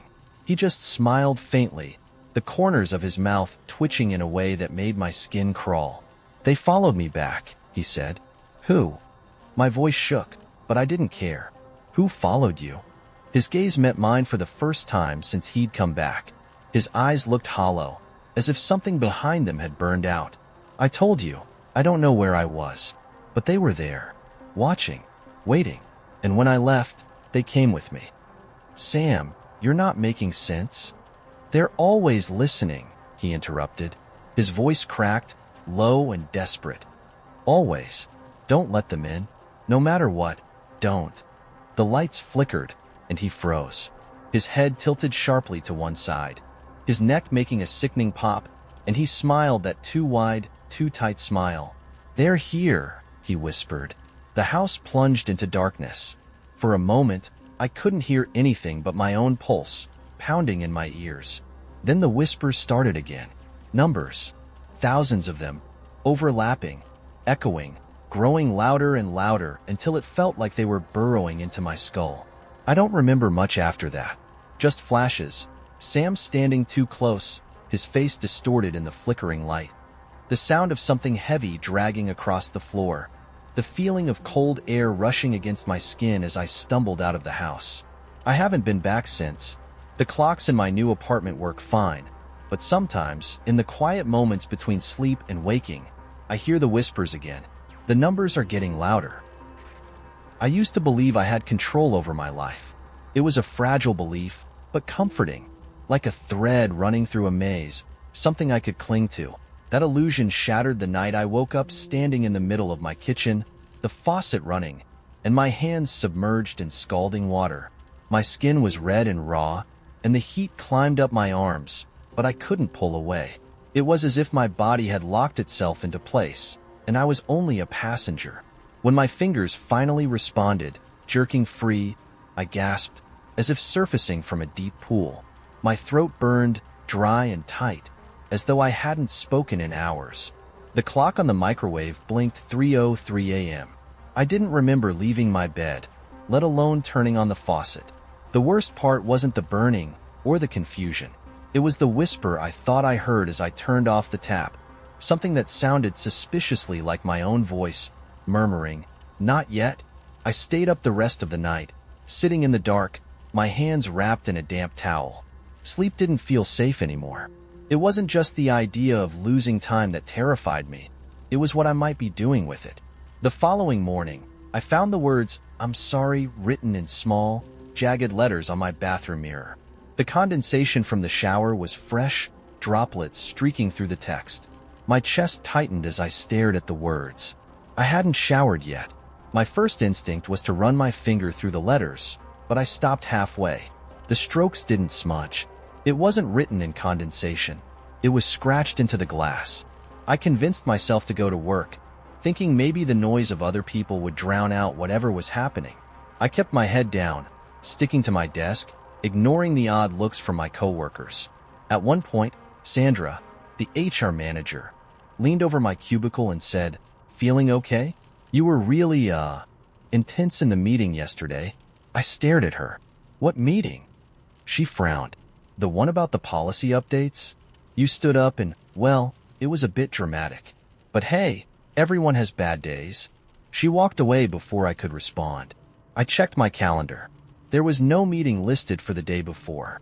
I checked my emails. Nothing. The worst part was how unshaken she seemed, as though my supposed outburst was just another quirk in the office routine, as though she knew something I didn't.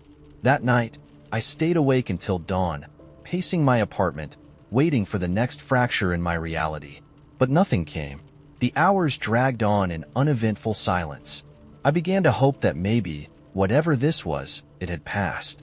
That hope shattered when I stepped into my living room at sunrise. Every piece of furniture was arranged backward. The couch faced the wall. The TV stand was turned, screen pressed against the floor. Even the paintings on the walls were flipped, their backs exposed. My coffee table was missing entirely, as though it had been plucked out of existence.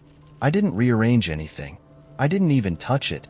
I sat down in the middle of the room and waited, staring at the wall where the couch used to face. The silence in my apartment felt heavier than usual, like the air itself was holding its breath. Over the next few days, I started noticing patterns. Small things. Lights flickering at the exact same moment every evening. My reflection in the mirror holding my gaze a second too long. Objects vanishing and reappearing somewhere else, like the notebook I found in the freezer, its pages soaked but intact. The shifts weren't random.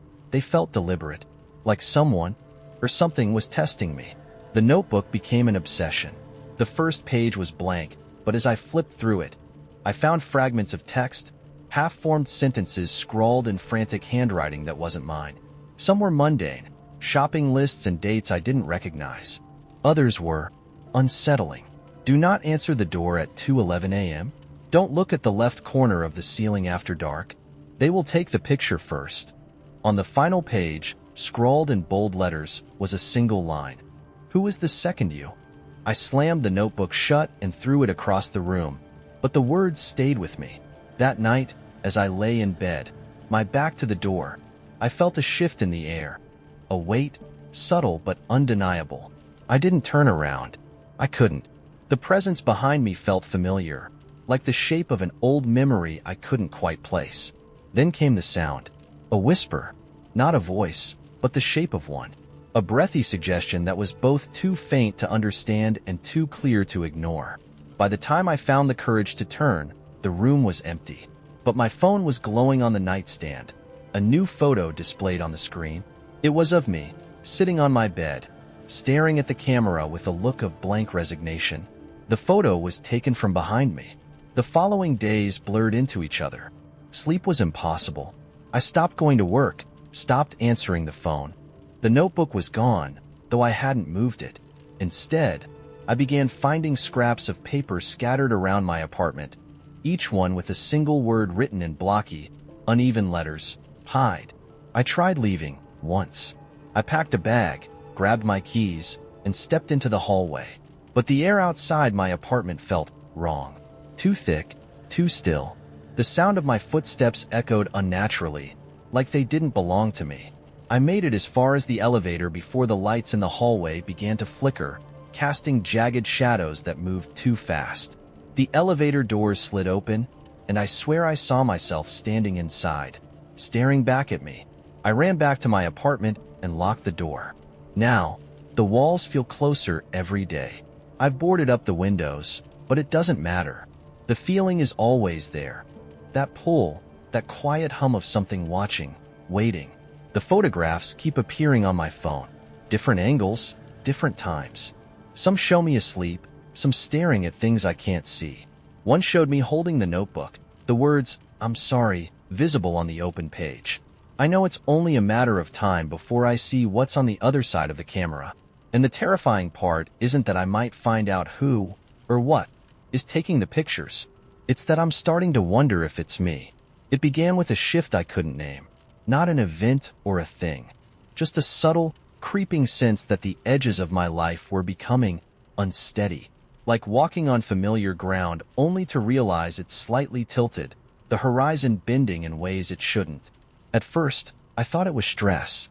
Work had been relentless, sleep fleeting. But then, something changed. One night, as I sat at my desk finishing a report, my computer screen flickered. Not the harmless static of a loose connection. This was different. The display rippled, and for a split second, the reflection in the darkened screen wasn't mine.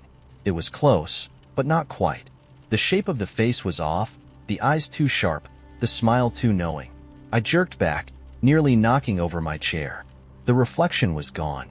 Just my own tired face staring back, wide-eyed. I laughed it off, though my voice sounded thin in the silence of my apartment. Exhaustion does weird things. That's what I told myself. But then the nights got longer, the shadows thicker, and the silence, always the silence, began to feel alive.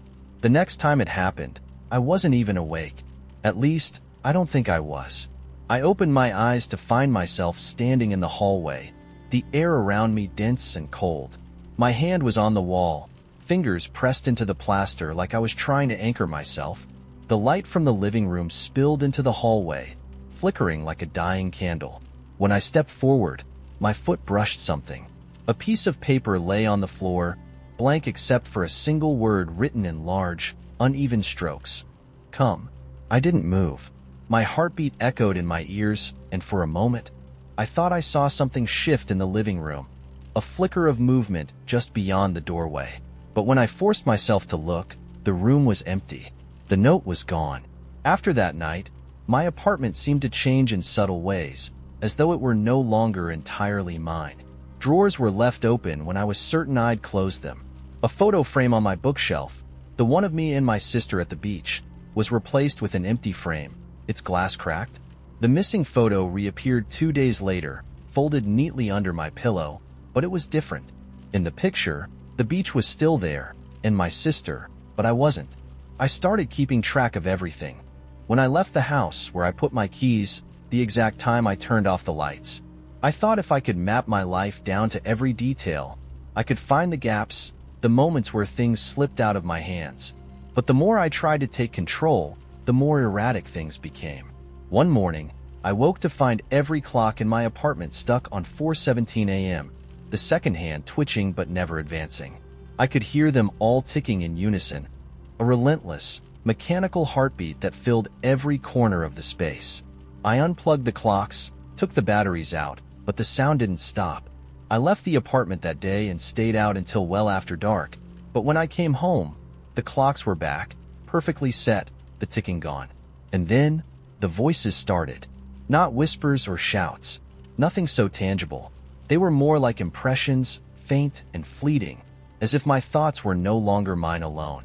I'd find myself pausing mid-sentence during a conversation, wondering why I'd said what I had. Once, during a phone call with a coworker, I heard myself laugh, high and sharp, like a stranger wearing my voice. The walls, too, began to feel wrong.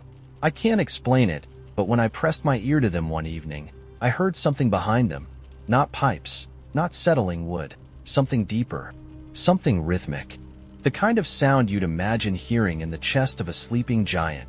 I tried to tell Emily, my closest friend, but she just laughed, assuming I was being dramatic. "You need a break," she said. "Maybe a little time offline. You're overthinking everything." I almost believed her, until the night I went to bed and woke up standing in her living room. Her apartment was dark, the only light coming from the street lamp outside. I was barefoot, my clothes damp with sweat. Emily's bedroom door was ajar, the sound of her breathing soft and steady. My mind screamed at me to leave, to run before she woke up and found me there. But my body didn't move. It was as though I was watching myself from a distance, a spectator in my own skin. I don't know how long I stood there, but eventually, my legs carried me out of her apartment and back to mine. I locked the door behind me, my hands trembling so badly I could barely turn the key. The next morning, Emily texted me, asking if I'd been outside her building last night. "I thought I saw you," she wrote. "Weird, right?" I didn't respond. The final unraveling came 3 days ago. I had stayed up all night, too afraid to sleep, too exhausted to do anything else.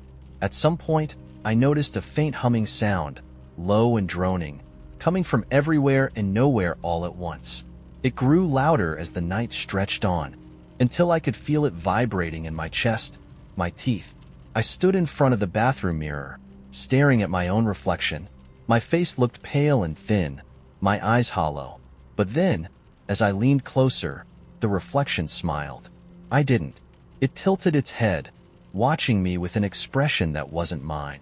And then, in a voice that sounded like crushed glass and static, it said, "You're not supposed to be here." I ran. I left everything behind, my keys, my phone, even my shoes.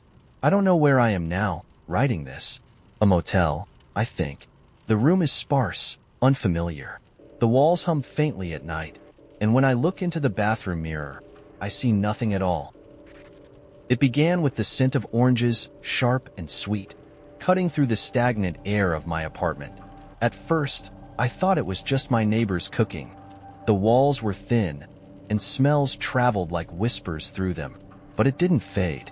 Instead, it grew stronger, saturating every corner of the room until it was impossible to ignore. I was sprawled on the couch, a book resting open on my chest, the TV murmuring something I wasn't paying attention to. The smell wasn't unpleasant. It reminded me of summers spent in my grandmother's orchard, the lazy days of youth when the world was wide and unbroken. Still, there was something strange about it. The citrus lingered too heavily, as if the air itself had been squeezed of juice. Then the lights dimmed. Not flickered, dimmed. Like the electricity was a candle someone had cupped their hand over. Shadows crawled out from the corners, pooling together in the center of the room. I told myself it was a power surge. That's when I heard the knocking. 3 sharp raps at the door, insistent and hollow. It wasn't late, just after 8, but something about the sound felt out of place, like it had traveled too far to find me. I didn't move at first. I don't know why. Maybe it was the way the knock reverberated in my chest, as though it had bypassed the wood entirely and struck something deeper. It came again, this time louder, more deliberate. When I opened the door, no one was there. Only the hallway stretched out before me, empty and unremarkable. But the smell of oranges hit me like a slap, stronger than before, almost suffocating. My hand gripped the doorknob tightly, unsure whether to close it or step outside. That's when I noticed the envelope on the floor. It was plain, unmarked, and sealed with wax the color of midnight. I picked it up, the paper coarse against my fingers, and brought it inside. The door shut behind me on its own, a soft click that felt strangely final. I broke the seal, and a single card slid out. Its surface was glossy and black, reflecting my face in its shine. No writing, no design. Just the faint outline of something moving beneath the surface, like ink swirling in water. I tilted it, trying to make sense of the shapes, when suddenly words began to emerge, rising to the surface like bubbles. You have been chosen. Prepare yourself. The card dissolved in my hands. One moment it was solid, the next it was gone, leaving behind only a faint tingling sensation on my skin.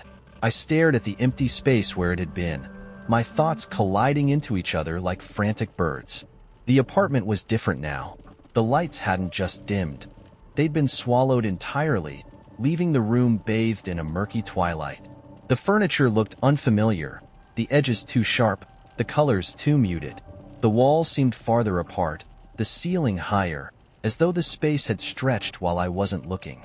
And then there was the sound, a low, rhythmic thrum, like the heartbeat of something immense and unseen. It wasn't coming from any one direction. It was everywhere, pulsing through the floor, the walls, the air. My chest tightened with each beat, my own pulse struggling to keep pace. I should have run. I knew that instinctively, but my legs carried me forward instead, toward the window. The view outside wasn't the city skyline I'd grown used to. It wasn't even a landscape I recognized. The world outside was vast and black, a sea of darkness punctuated by floating orbs of light that shimmered and danced like fireflies. Structures loomed in the distance, impossibly tall and angular, their surfaces glowing faintly with patterns that shifted and writhed like living things. I pressed my hand to the glass, and it rippled beneath my touch, sending waves across the surface. The air in the apartment grew thicker, the smell of oranges now almost unbearable. I turned back toward the room and froze. A figure stood in the center of the living room. It wasn't human, not entirely. Its form was tall and slender, its limbs too long, its posture too still. Its skin, or what I assumed was skin, gleamed with a metallic sheen, like liquid mercury, and its face was featureless except for a single, glowing eye in the center of its head. It regarded me silently, its presence filling the room with a gravity that made it hard to breathe. When it finally moved, it wasn't to walk or step forward. It simply shifted, closing the space between us in an instant. "You are late," it said, its voice resonating not in my ears but in my mind. A chorus of tones that felt both ancient and impossibly new. Late for what? I managed to choke out, my voice barely above a whisper. It didn't answer. Instead, it extended a hand, or something resembling a hand. In its palm was another card, identical to the first, but this one bore a symbol, an intricate circle with lines and shapes intersecting in ways that defied logic. "Take it," the figure commanded. I hesitated, my hand hovering over the card. The air around it shimmered with heat, distorting the space like a mirage. As my fingers closed around it, the card dissolved again. But this time the sensation was different. A surge of heat and light shot through me, and the world around me collapsed in an instant, folding inward like paper crumpling into a ball. I was falling, spinning, my body weightless and untethered. The hum grew louder, a crescendo that seemed to split my very being apart. When it stopped, I was no longer in my apartment. I stood on a platform of smooth obsidian, suspended above an endless void. The sky above me burned with colors I couldn't name, and figures like the one I'd seen filled the horizon. Their movements synchronized in a strange, mesmerizing dance. "You are chosen," the voice echoed again, though I could no longer see the source. "You will guide us, or you will fall." And as the platform began to shift beneath my feet, tilting precariously toward the abyss, I realized the choice was never mine to make. I moved into the apartment on the corner of Maple and Fifth because it was cheap, clean, and within walking distance of work. That's what mattered to me, practicality. I didn't care about the creaky floors or the perpetually humming radiator. Even the landlord's warning that the previous tenant had left suddenly barely registered. People leave places all the time, I figured. Maybe they got a better job, maybe a breakup. The kind of stuff that happens every day. The first week was uneventful, just the way I liked it. I unpacked, got into my routine, and marveled at the sheer convenience of it all. My neighbors were quiet, mostly older folks who kept to themselves. The building itself was old, but it had character. Stained glass windows in the stairwell, intricate molding around the ceilings.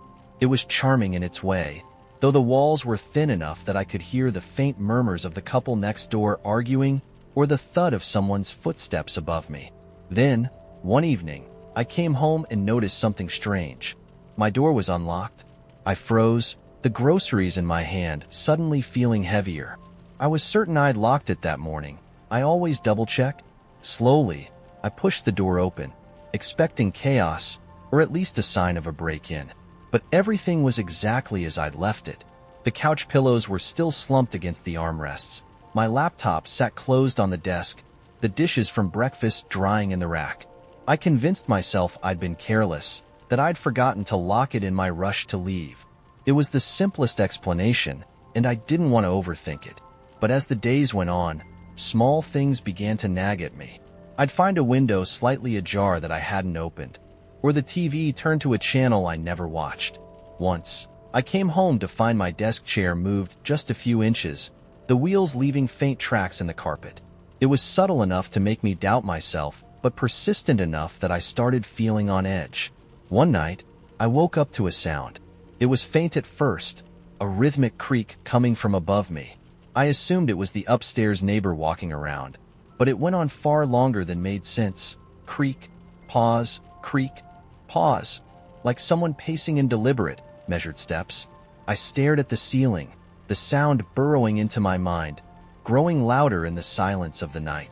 Finally, I couldn't take it anymore. I grabbed my phone and went upstairs to knock on the neighbor's door. The hallway was dim, the kind of dim that seems darker than it should. When I reached the door, I hesitated. I didn't know much about the person who lived there, just that they were a man in his 30s who worked nights. I'd seen him a few times in passing, always nodding politely but never exchanging more than a word. I knocked lightly at first, then harder. No answer. As I turned to leave, I noticed something strange. The door to the apartment next to his, Unit 3B, was slightly ajar. I was sure it had been closed when I came up. Curiosity warred with common sense, but something compelled me to take a step closer, then another. I nudged the door open and peered inside. The apartment was empty, not in the lived-in but out-for-now kind of way, but completely stripped. No furniture, no curtains, no light bulbs, just bare floors and walls. The air was cold, the kind of cold that doesn't make sense indoors. As I stood there, trying to piece it together, I heard it again, the creaking, but this time, it wasn't coming from above. It was coming from within the empty apartment. I backed away, slamming the door shut and running back to my unit. I locked the door, shoved a chair under the knob, and didn't sleep for the rest of the night. The next morning, I went to the landlord. "Someone's been in my apartment," I said, trying to sound calm. "In the unit upstairs, 3B, I think. It's unlocked and completely empty." The landlord frowned. "3B's been vacant for months," he said. "No one's been up there." I told him what I'd seen, but he waved it off, muttering something about how tenants always imagine things in old buildings. "The walls shift," he said. "The floors creak. It's nothing." But it wasn't nothing. The noises continued, and I started noticing other things. Things I couldn't explain away. My keys would disappear from the hook and reappear in the freezer. Lights I was sure I'd turned off would blaze when I came home. Once, I found a glass of water sitting on my nightstand, beads of condensation sliding down its side. I hadn't poured it. I started avoiding the apartment as much as possible, working late and spending weekends at a friend's place. But avoidance only worked for so long. One night, I came home to find a single shoe sitting in the middle of the living room. It wasn't mine. I called the police, but by the time they arrived, the shoe was gone. They searched the apartment and found nothing, though the officer did point out that one of the windows in the bedroom was unlocked. I started keeping a knife under my pillow after that. The breaking point came 3 days later. I was in bed, staring at the ceiling, when I heard breathing. It wasn't mine, too shallow, too slow. It was coming from the corner of the room, where the shadows pooled darkest. I didn't dare move, didn't dare breathe, as the sound grew louder, closer. Then the floor creaked. I bolted, running out of the apartment barefoot, not stopping until I was in my car. I didn't go back for my things. I didn't even call the landlord to cancel the lease. I just left, driving until the sun rose and the tension in my chest finally eased. A month later, I got a call from a friend who worked in the city. She'd heard about my apartment, she said. Apparently, the tenant before me had left abruptly too, because she'd woken up one night to find a man sitting at the foot of her bed. I still think about the breathing, about the creaking, about the shoe, about how none of it could be explained, but all of it felt deliberate. If you ever find yourself in an old building with thin walls and a too friendly landlord, pay attention to the details. Trust your instincts. And whatever you do, don't stay. I first noticed the shifting on a Thursday during my usual run through the park. It was the same path I'd jogged 100 times before, the same loop around the pond, the same bench where an old man fed breadcrumbs to ducks that weren't hungry. But that morning, when I passed the bench, the old man wasn't there. In his place sat a young woman with bright orange hair, her hands clasped tightly around a thermos. She wasn't looking at the pond. She was staring straight at me. Her lips moved like she was about to say something, but as I slowed, she turned away abruptly. I caught a glimpse of her reflection in the water. Only there wasn't a reflection, just the ripples of the pond spreading outward, like a hand had stirred them from below. I ran faster. The second thing happened the next day. I was working from home, seated at the desk in my bedroom. The morning light hit the window just right, casting long golden stripes on the wall. It was calming, almost enough to drown out the droning of my coworker on the other end of the Zoom call. Then the stripes shifted. I didn't notice at first. It wasn't until I looked up and saw that the light no longer slanted right. It was angling down from the ceiling, as though the sun had abruptly changed direction. My hands hovered over the keyboard. The sunlight moved again, this time in quick, almost jerky motions, streaking across the room before vanishing entirely, leaving the space darker than it should have been. "Hello?" my coworker asked, and her voice sounded far away, as though she were speaking through a tunnel. "I need a minute," I muttered, killing my camera and mic. The sunlight returned a few seconds later, ordinary now, spilling across the desk like nothing had happened. But it wasn't ordinary. Not really. By the weekend, the world had become an endless collection of small disturbances. My coffee tasted like cherries one morning, even though I brewed it the same way I always had. The neighbors I'd never spoken to in 6 years suddenly waved and greeted me by name, as if we were old friends. A picture on my phone, one I knew I'd taken of the city skyline, had transformed into an image of a forest, impossibly dense, with trees that curled at the tops like they were holding secrets in their branches. I tried to ignore it, but ignoring wasn't an option anymore. Monday evening, I came home to find my front door unlocked. I was sure I'd locked it when I left, but the deadbolt was unturned, and the chain dangled uselessly. I stepped inside cautiously, half expecting someone to be there, but the apartment was empty. No sign of forced entry. And then I saw it. On the dining table sat a single piece of folded paper. My name was written on it, printed in clean, block letters. I didn't touch it at first. I stared at it for what felt like hours, my mind filling in the blanks of what could be inside. Eventually, I unfolded it. There were 3 words, written in the same deliberate print. "They're coming back." I sat down. The air felt thicker. I checked every door, every window, every lock that night, but nothing was out of place. And yet, something was wrong. I was wrong. The shifts became faster after that, more aggressive. I woke up to find my bed positioned on the opposite wall, my pillow on the floor. My toothbrush, which had always been green, was now bright purple, though the bristles were worn down in exactly the same way. At work, my email account glitched out for hours, showing me messages I hadn't written, addressed to people with names I didn't know. One evening, I decided to test it. I took a photograph of my living room. Nothing fancy, just the couch, the coffee table, and the plants by the window. I printed it out and pinned it to the wall. The next morning, I woke up to find the plants missing from the room. They weren't in the bathroom, weren't on the balcony, just gone. The photograph? It still showed the plants. It didn't feel like the world was glitching anymore. It felt like I was falling out of sync with it. A few days later, I saw the woman with the orange hair again.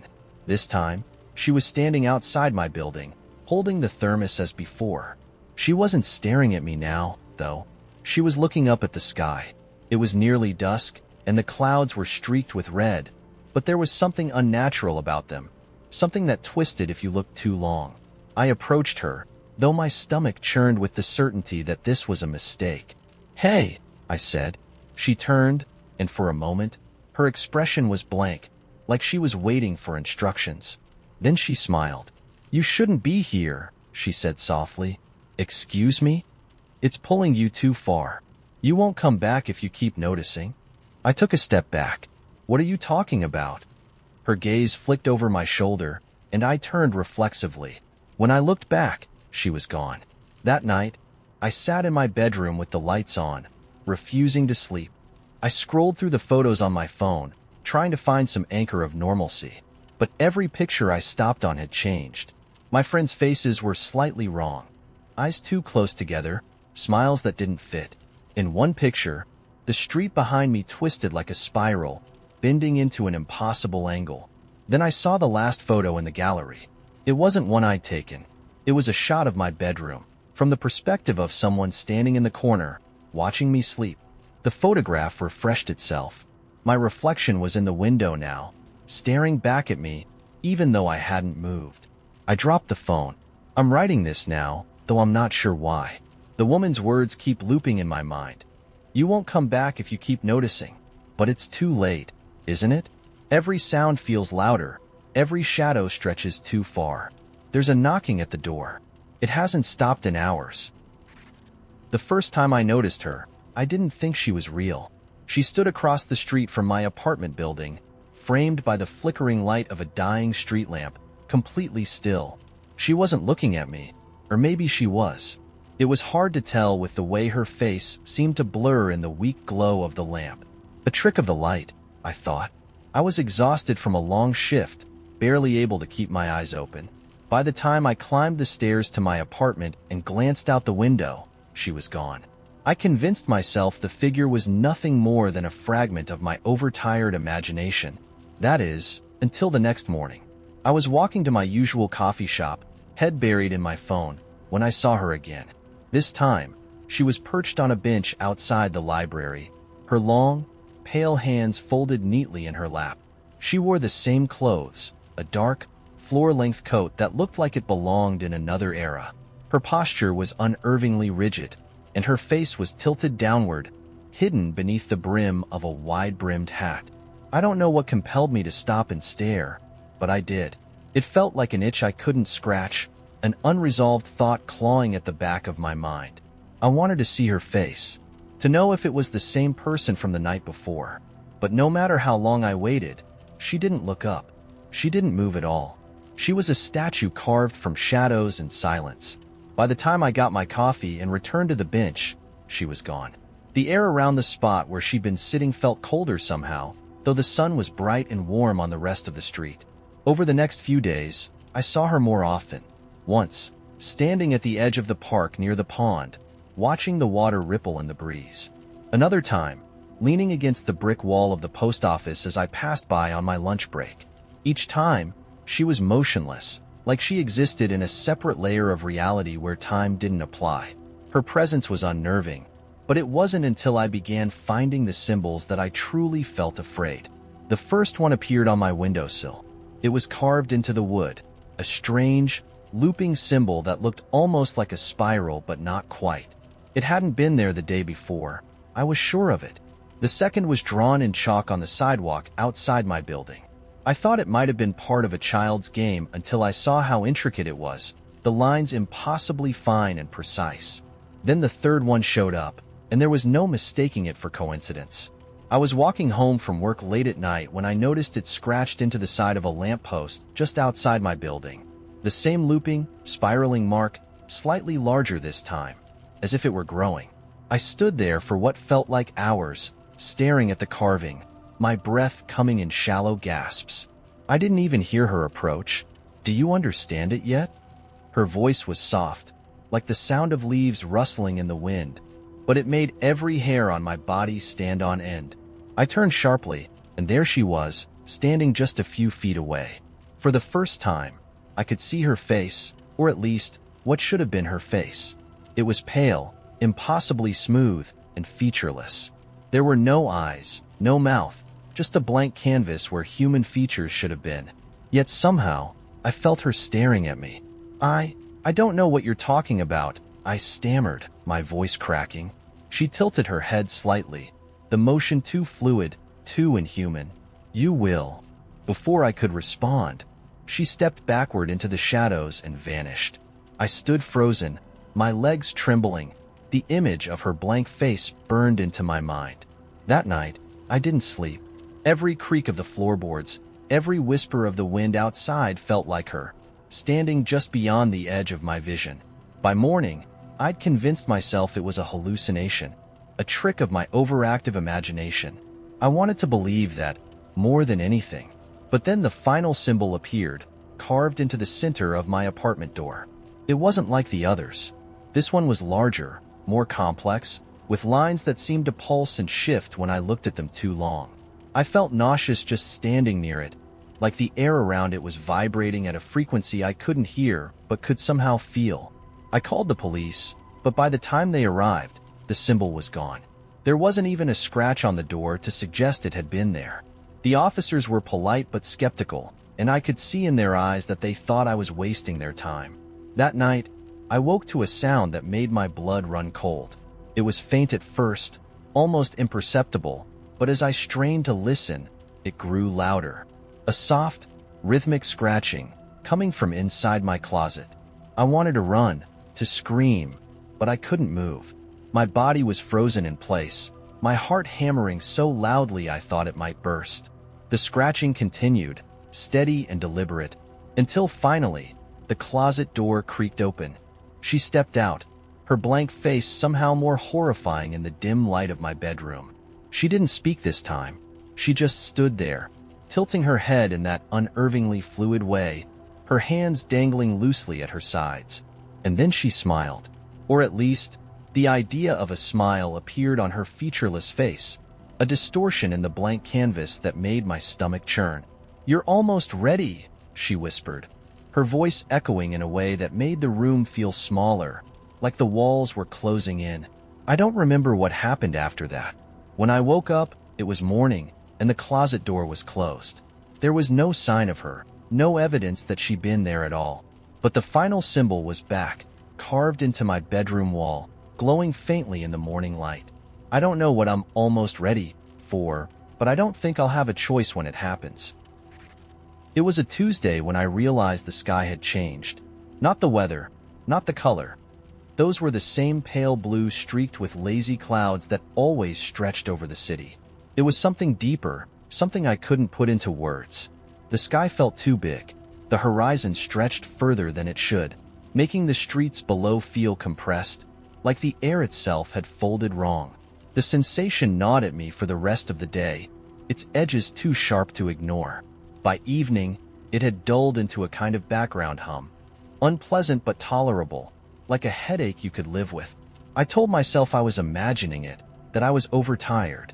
But the next morning, the mirror in my bathroom reflected the wrong toothpaste. I've used the same brand for years, bright blue, faintly minty, utterly ordinary. The tube on the counter was correct, down to the worn-out lettering, but the reflection showed something else entirely. It was the same shape, but the label was printed in looping, unfamiliar characters, the kind you might see in a language from an alternate reality. I tilted my head. The reflection didn't tilt back. I didn't brush my teeth that day. At work, I kept my head down, trying to drown myself in tasks. My boss stopped by my desk at one point, handing me a report I didn't remember writing. "Good work on this," she said with a smile. I stared at the paper. My name was on it, typed neatly at the top, but the content was gibberish. Diagrams that looked like skeletal blueprints of insects filled the pages, captions written in a language I couldn't begin to decipher. "Thanks," I mumbled, slipping it into my drawer. That evening, I noticed the first loop.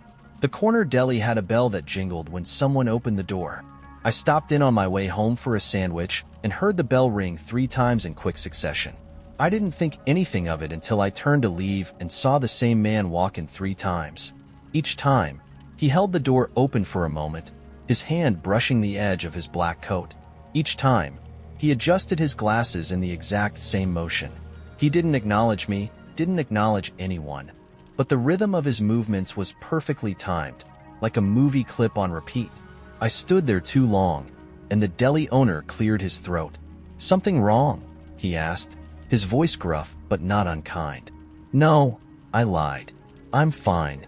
The man in the coat looped again. This time, I left before the bell could jingle. The world felt like it was folding over itself after that, like someone had pressed rewind on a cassette tape, but only in pieces. Conversations repeated with slight variations. The same pigeons flitted across my window in the same patterns, and the air grew thick with the weight of something I couldn't see. And then, the notes started appearing. The first one was taped to my apartment door. It was written in handwriting that looked eerily like mine, but slanted a little too steeply, as though it were teetering on the edge of collapsing. "Don't open it," it read. I stood there for what felt like hours, staring at the words. I wasn't sure if they were a warning or a command. I didn't open the door. Instead, I spent the night at a friend's house, but I couldn't tell her what had happened. How do you explain that your life has started to slip sideways?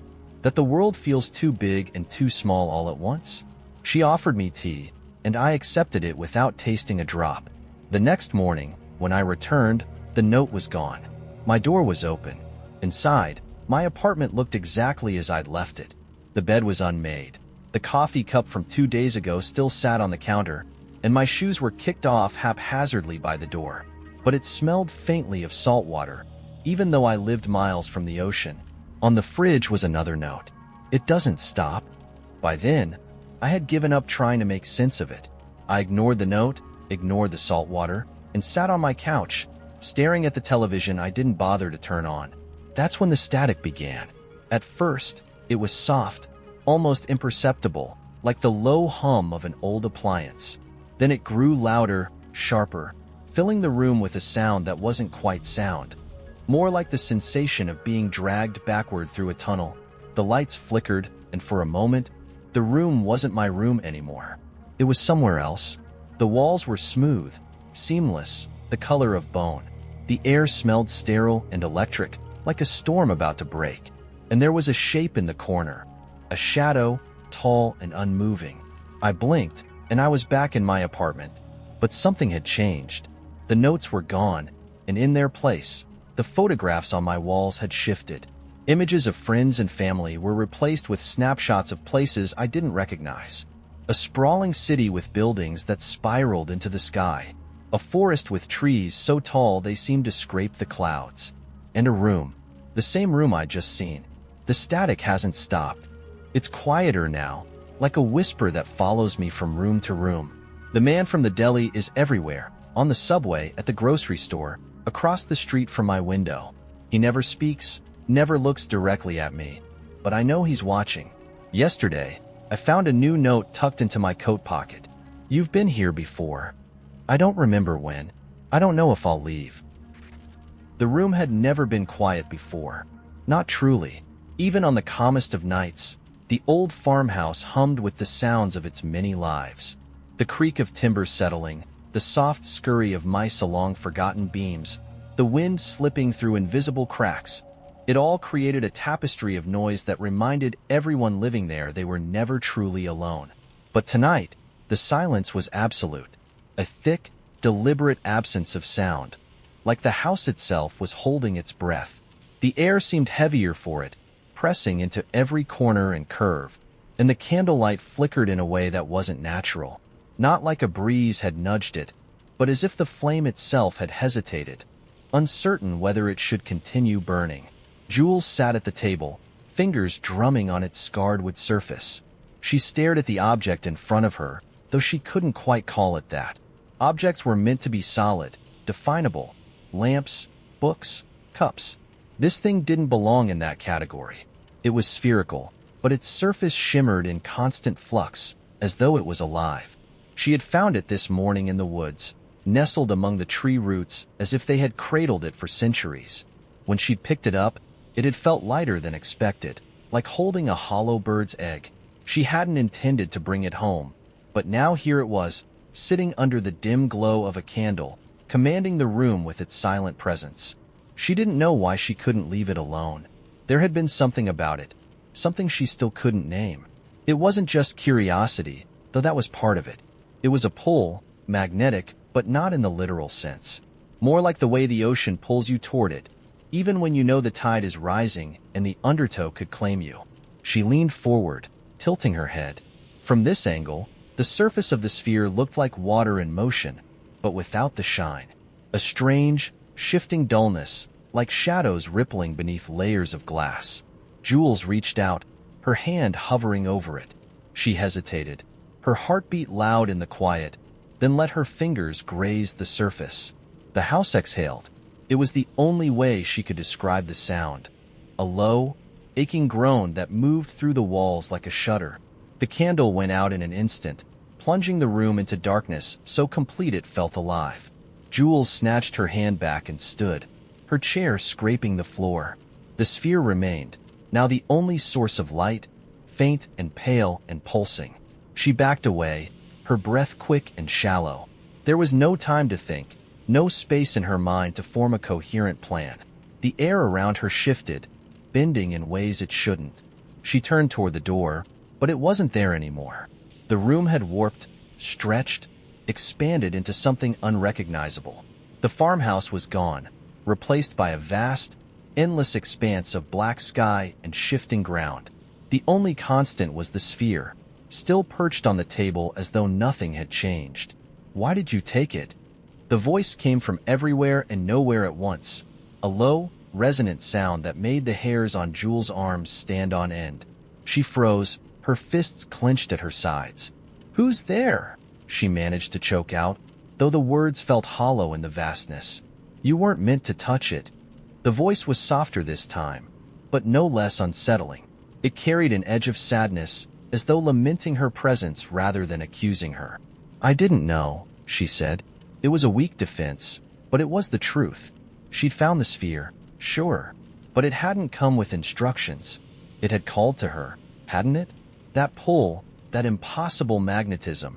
Surely it had wanted her to find it. The voice didn't answer.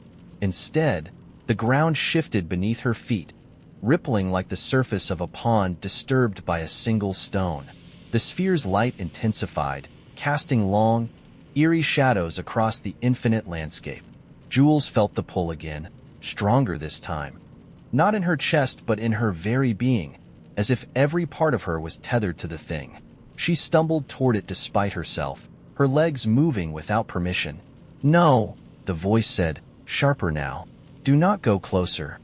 "I can't." Her words caught in her throat as she struggled to stop, to fight whatever force was dragging her forward. The sphere pulsed brighter, faster, its light strobing against her closed eyelids. She reached for the table, intending to steady herself, but her hand went through it as if it weren't there. Everything was breaking apart. The table dissolved, the sky fractured, and for a single, terrifying moment, Jules felt herself falling through nothingness. Then, silence. She opened her eyes. She was back in the woods. Morning light filtered through the branches, dappling the ground with soft gold. The air smelled of damp earth and pine, the way it always did after a night of rain. The farmhouse was gone, and so was the sphere. Her hands were empty. For a moment, she wondered if she dreamed it all. But then she noticed the mark. On the inside of her wrist, faint but unmistakable, was a symbol she didn't recognize. A circle within a circle, perfectly etched, as though it had always been part of her skin. She pressed her fingers to the mark, and for a brief second, she felt the pull again, stronger than ever. Somewhere, out in the vastness, something was waiting, watching, and she knew, with a certainty that frightened her, that it wasn't done with her yet. The first time I noticed the list, it was tucked under the corner of my coffee maker. I assumed it was mine, though I couldn't remember writing it. It was simple enough.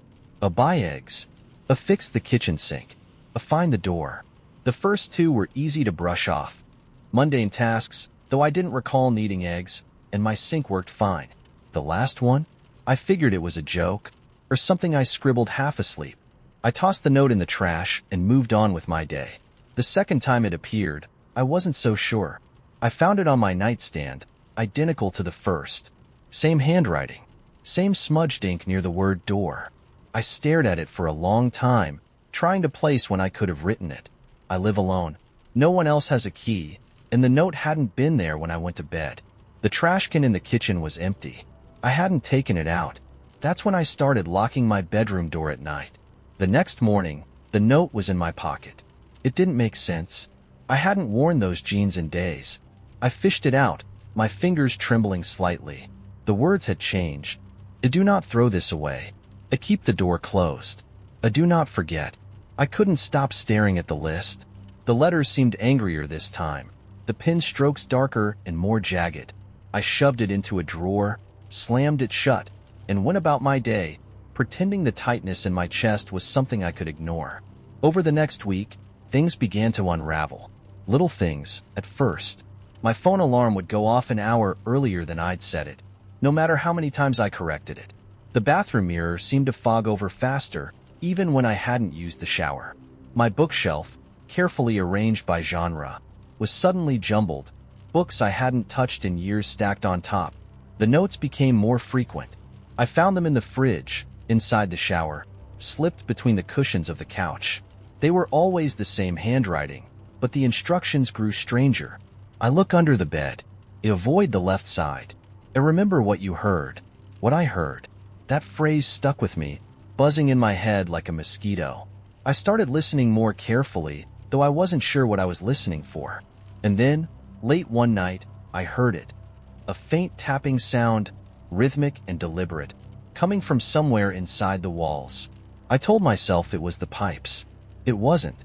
The next note was waiting for me on the bathroom mirror, scrawled across the glass in something thick and dark. I didn't touch it long enough to check if it was ink. The words read, "Stop ignoring it. It knows you know." That night, I woke up to find my bed facing the wrong direction. The headboard was flush against the opposite wall. The mattress tilted awkwardly where one leg hadn't settled on the floor properly. My heart raced as I scrambled to turn on the light. There was no sign anyone had been there. The list lay on the floor at the foot of the bed, but this time, it wasn't a note. It was a map. It didn't resemble my apartment. The layout was wrong, with too many rooms and hallways that didn't exist. One spot on the map was circled, labeled only with the word door. I didn't want to follow it. I didn't want to know, but I had to. It took me hours to match the map's twists and turns to my actual apartment. Each room on the paper corresponded to something real, but slightly altered. The kitchen had an extra corner, the living room a space just out of reach. The circled location led to the hall closet. I stood in front of it for what felt like a lifetime. The tapping sound was louder here, more insistent. I reached for the knob, my hand shaking. The closet was empty. I wanted to laugh, to cry, to slam the door and go back to pretending none of this was happening. But then I noticed the floor.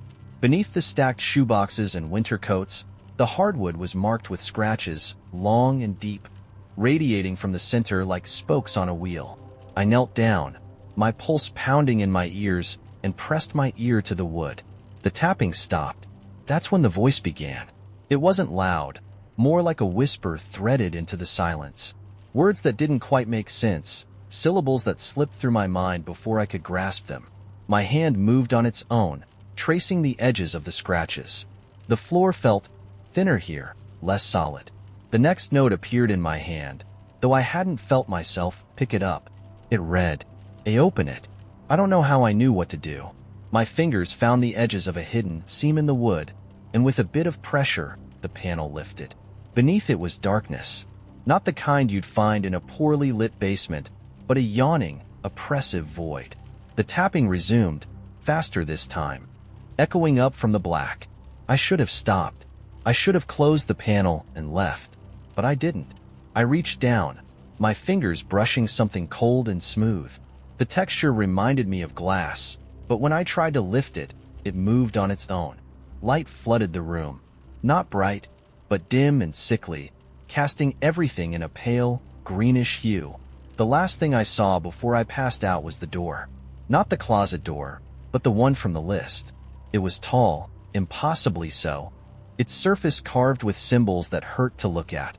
The air around it hummed with a low, vibrating energy, and I swear I saw it pulse, as though it were breathing. When I woke, the panel was sealed. My apartment was silent, but the list was in my hand, a fresh set of instructions waiting for me. A "You found the door." A "Do not open it again." A "But do not let it close." The elevator in my apartment building has always been unreliable. It shudders between floors, groans like an old ship, and occasionally decides it's tired of working altogether. Most residents have learned to take the stairs if they're in a hurry. But on that night, an unremarkable Tuesday, I was too tired to care. My job had wrung every ounce of energy out of me, and the idea of trudging up 6 flights of stairs felt unbearable. The lobby was empty when I stepped inside, except for the faint hum of the fluorescent lights and the occasional crackle of static from the security desk's ancient radio. The air smelled faintly of floor wax, and the sharp click of my shoes against the tile echoed down the hall. I pressed the button for the elevator, watched it light up, and waited. It arrived with a jarring clang, its doors stuttering as they slid open. The inside was as dreary as ever. Scuffed walls, a flickering bulb, and that familiar faint mildew smell. I stepped in, hit the button for my floor, and leaned back against the wall, letting out a sigh of relief as the doors closed. The ride began like usual, with a groan and a lurch that made my stomach flip. The numbers above the door ticked upward sluggishly, 2, 3, 4, but then it stopped. Not with the usual slow deceleration, but with a sudden, violent jolt that made me stumble forward. The lights flickered, and I braced myself for the worst, muttering a curse under my breath. I waited for the emergency alarm to kick in or the elevator to start moving again. It didn't. Instead, the lights went out. I stood there in pitch black, the silence pressing against me. My fingers fumbled for the emergency button on the panel, but before I could find it, the elevator jolted again. This time, the lights came back on, but the panel was different. The numbers had changed. Instead of the familiar set, 1 through 12, there were now 3 unmarked buttons, glowing faintly like embers. One at the top, one in the middle, one at the bottom. I stared at them, my heart racing. My first thought was that I'd been rerouted to a service elevator somehow, but I knew that didn't make sense. My building didn't have one. I pressed the middle button out of instinct, hoping it would at least do something. The elevator lurched again, descending now, faster than it ever should have. I stumbled, gripping the handrail to steady myself. My stomach churned as the numbers on the panel blinked. Random symbols now, spirals and shapes that twisted unnaturally. The lights dimmed as the elevator sped up, the walls vibrating with an unsettling hum. And then it stopped. The doors opened, but not to my floor. Not to any floor I recognized. The hallway in front of me was long and narrow, lined with doors that all looked identical, dark wood with brass knobs, each one closed. The air that wafted in was damp and carried a metallic tang, like rust or blood. It wasn't my building. It couldn't have been. The wallpaper was peeling in long, curling strips, revealing what looked like raw concrete beneath. A single overhead bulb buzzed weakly, casting dim, sickly light that barely reached the floor. I didn't want to step out. Every fiber of my being told me to stay in the elevator, hit another button, and hope for the best. But the doors didn't close. They just stayed open, waiting, as if daring me to move. I leaned out slightly, peering down the hall. That's when I saw the first door slowly creak open. At first, I thought it was the wind, though where it could be coming from, I didn't know. But then I saw the movement. Something emerged from the darkness beyond the door. It was low to the ground, its silhouette vaguely human but distorted, its limbs unnaturally long and thin. It crawled out onto the floor, its head twisting unnaturally toward me. I froze, my breath catching in my throat. Its eyes, if you could call them that, were empty hollows, dark and hungry. It didn't move like a person. It scuttled, like an insect, its joints bending the wrong way. And then it stopped, crouched in the middle of the hallway, and tilted its head toward me. I could feel it staring, even without eyes. The elevator shuddered, a faint groan that seemed to echo in the stillness. Whatever the thing was, it reacted to the sound. Its head snapped toward the elevator with an almost audible crack, and it started crawling, faster this time, its limbs scraping against the floor with a sound like nails on a chalkboard. I slammed my hand against the closest button, not caring which one it was. The doors closed just as the thing reached them, its claw-like hand slapping against the metal. The elevator shook violently, the lights flickering again as it began to rise. I backed into the corner, my pulse thundering in my ears, my eyes locked on the doors. They rattled under the force of whatever was on the other side. But they didn't open. The ride up was long, too long.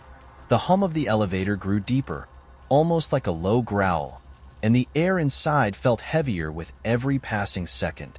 I didn't dare touch the panel again, didn't want to risk stopping wherever this thing was taking me. I just held my breath and prayed it would end. When the elevator finally stopped, the doors opened to the lobby of my building. My building. It looked just as I'd left it. I stumbled out, my legs weak, the normalcy of the scene feeling like a cruel trick. The security desk was still empty, the fluorescent lights still buzzing faintly. My car keys jingled in my hand as I bolted toward the stairs, too shaken to trust the elevator again. It wasn't until I got home that I noticed the scratches. For deep, parallel grooves running down the outside of my apartment door, fresh and raw as though they'd just been made. I never reported what happened. I wasn't sure what I'd even say. But I've taken the stairs every day since, no matter how tired I am. And every night, when I hear the faint hum of the elevator rising, I wonder if it remembers me, if it's waiting for me to step inside again. I wasn't supposed to be in the woods that night. I'd taken a wrong turn after leaving my friend's house, and my GPS had gone haywire, insisting I could shave off 10 minutes by taking some unmarked dirt road. Against my better judgment, I followed it. The trees grew denser as I drove, their branches clawing at the edges of the high beams. After 20 minutes with no sign of another car or house, I realized I was completely lost. That's when I saw the sign. It wasn't a modern road sign, just an old wooden post sticking out of the ground with words carved into the grain. Bethel Creek, 2 miles. I slowed down, staring at it. The paint was peeling, and the letters were uneven, as though carved by hand.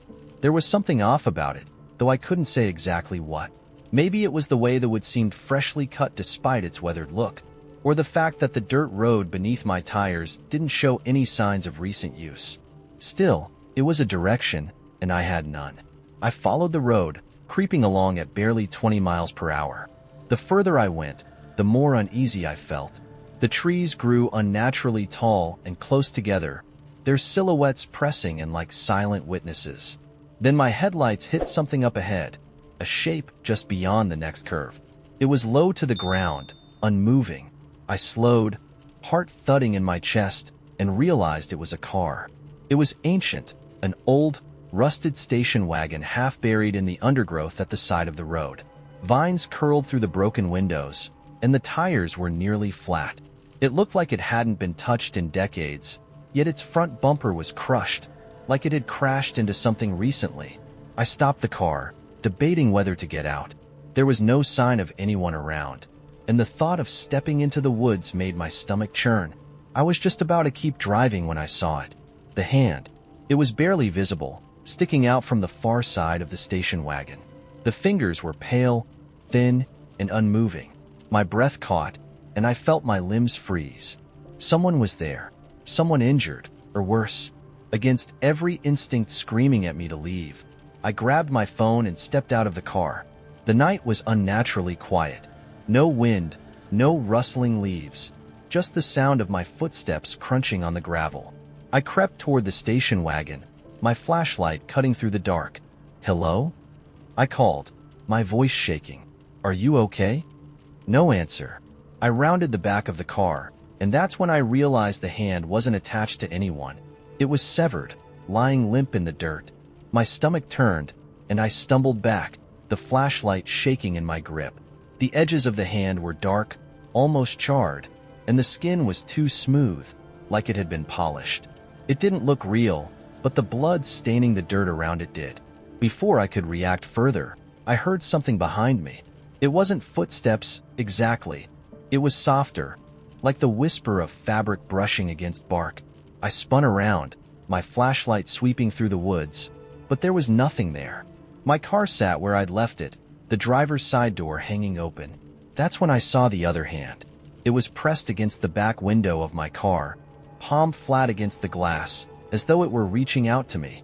My breath hitched, and I staggered toward it, but as I got closer, I realized it wasn't a hand at all. It was an imprint. The glass had warped and stretched in the exact shape of a hand, as though it had been melted into the window. My headlights flickered, and the air seemed to vibrate with something I couldn't name. I climbed into the driver's seat, slamming the door shut and locking it. My chest felt tight, my pulse hammering in my ears. I tried to start the car, but the engine wouldn't turn over. That's when the noise began. It started as a faint hum, barely audible over the panic roaring in my head. It grew louder, deeper, until it felt like the entire car was vibrating. I gripped the steering wheel, scanning the woods for movement, but the trees stood still, as though holding their breath. Then the figures appeared. They came from the shadows between the trees, tall, spindly things that moved unnaturally, their limbs bending in ways that didn't make sense. Their faces were blank, featureless, but their heads tilted as though they were watching me. One of them raised a hand, or what should have been a hand. It was a mass of dark, shifting shapes, like a cluster of insects writhing together. The imprint on the back window deepened, stretching the glass further, and I swear I felt the air inside the car grow heavier. I slammed my palm against the horn, but no sound came out. The figures didn't flinch. They just kept coming, their movements jerky and wrong. I don't remember how I got the car started.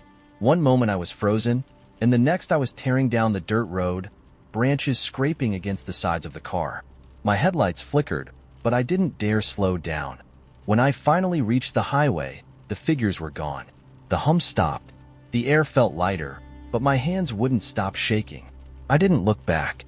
When I got home, I parked in the driveway and sat there for a long time, trying to convince myself it had all been some bizarre hallucination. But when I stepped out of the car, my legs weak beneath me, I saw it. The imprint. It was still there, stretched across the back window. But it wasn't a hand anymore. It was a face, and it was smiling. I found the message on my windshield after the late shift. At first, I thought it was just a flyer or some junk someone stuck there. But when I pulled it free, I realized it was handwritten. A single sheet of plain white paper folded into thirds. No envelope, no name, just a few words in a sharp, scrawling hand, "Do not turn around." I laughed. Not loudly, just that dry, nervous chuckle you let out when something doesn't sit right.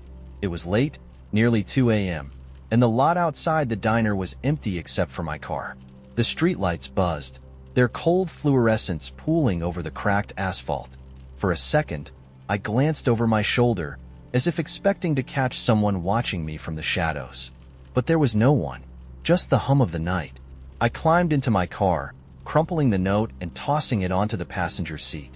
I told myself it was some dumb prank, maybe a bored teenager messing around, or some kind of guerrilla marketing stunt for a horror movie. The engine sputtered to life, and the headlights cut through the mist clinging to the lot. But as I drove home, that uneasy laugh turned sour. My eyes kept flicking to the rearview mirror, scanning the road behind me even though I knew it would be empty. It was instinctual, I guess, like I'd suddenly become hyper-aware of my own movements. The note's words lodged themselves in my mind, stubborn and uncomfortable. "Do not turn around." By the time I got home, I felt ridiculous. It was just a note, nothing more. I showered, threw on a pair of sweatpants, and collapsed onto the couch, intent on erasing the whole thing from my mind with some late-night TV. But as I reached for the remote, I realized something strange. I hadn't brought the note inside. I left it crumpled in my car. Or at least, I thought I had. It was sitting neatly on the coffee table, unfolded, the words staring up at me in that jagged hand. "Do not turn around." I froze. The small apartment was silent, save for the faint hum of the refrigerator. Every shadow seemed heavier, every creak of the old floorboards louder. Slowly, I backed toward the door, my breath shallow. The locks were still bolted, the windows closed. No sign of anyone having broken in. And yet there it was, the note. I didn't sleep that night. I sat in the corner of the living room, the heaviest object I could find. A fireplace poker, clutched in my hand. Nothing happened. No knocks on the door. No movement outside. By sunrise, I convinced myself I'd brought the note in without thinking. Exhaustion can play tricks on you. But the next night, I found another one. This time, it was taped to my bathroom mirror. "Do not turn around." I stood there, staring at it, as cold dread seeped into my chest. I didn't touch it, didn't dare move for a long moment. The silence of the apartment was almost oppressive, like the air had thickened. And then I heard it, the faintest shuffle behind me, just beyond the threshold of the bathroom door. My heart thundered as I gripped the edge of the sink, every nerve in my body screaming at me to look. But I didn't. The words on the note might have been ridiculous, but something deep and primal whispered, "Listen." Instead, I bolted. I ran out of the apartment and didn't stop until I was halfway down the block. I called the police, embarrassed as I tried to explain why I was standing barefoot in the street clutching my phone. They came, of course, and checked the apartment. Nothing was missing. No signs of forced entry. Just me, a ridiculous note, and a growing sense that something was very, very wrong. I didn't stay there the next night. I checked into a motel across town, the kind of place with flickering neon signs and a sagging mattress. I told myself the change of scenery would help, that whatever this was couldn't follow me. But when I stepped out to grab a soda from the vending machine, there it was again, taped to the windshield of my car. "Do not turn around." I didn't even bother going back to my room. I got in my car and drove. I didn't know where I was going, just that I couldn't stay in one place. The road stretched on, the night swallowing everything except the dim cones of my headlights. The highway was empty, endless, a ribbon of black that seemed to coil tighter around me the longer I drove.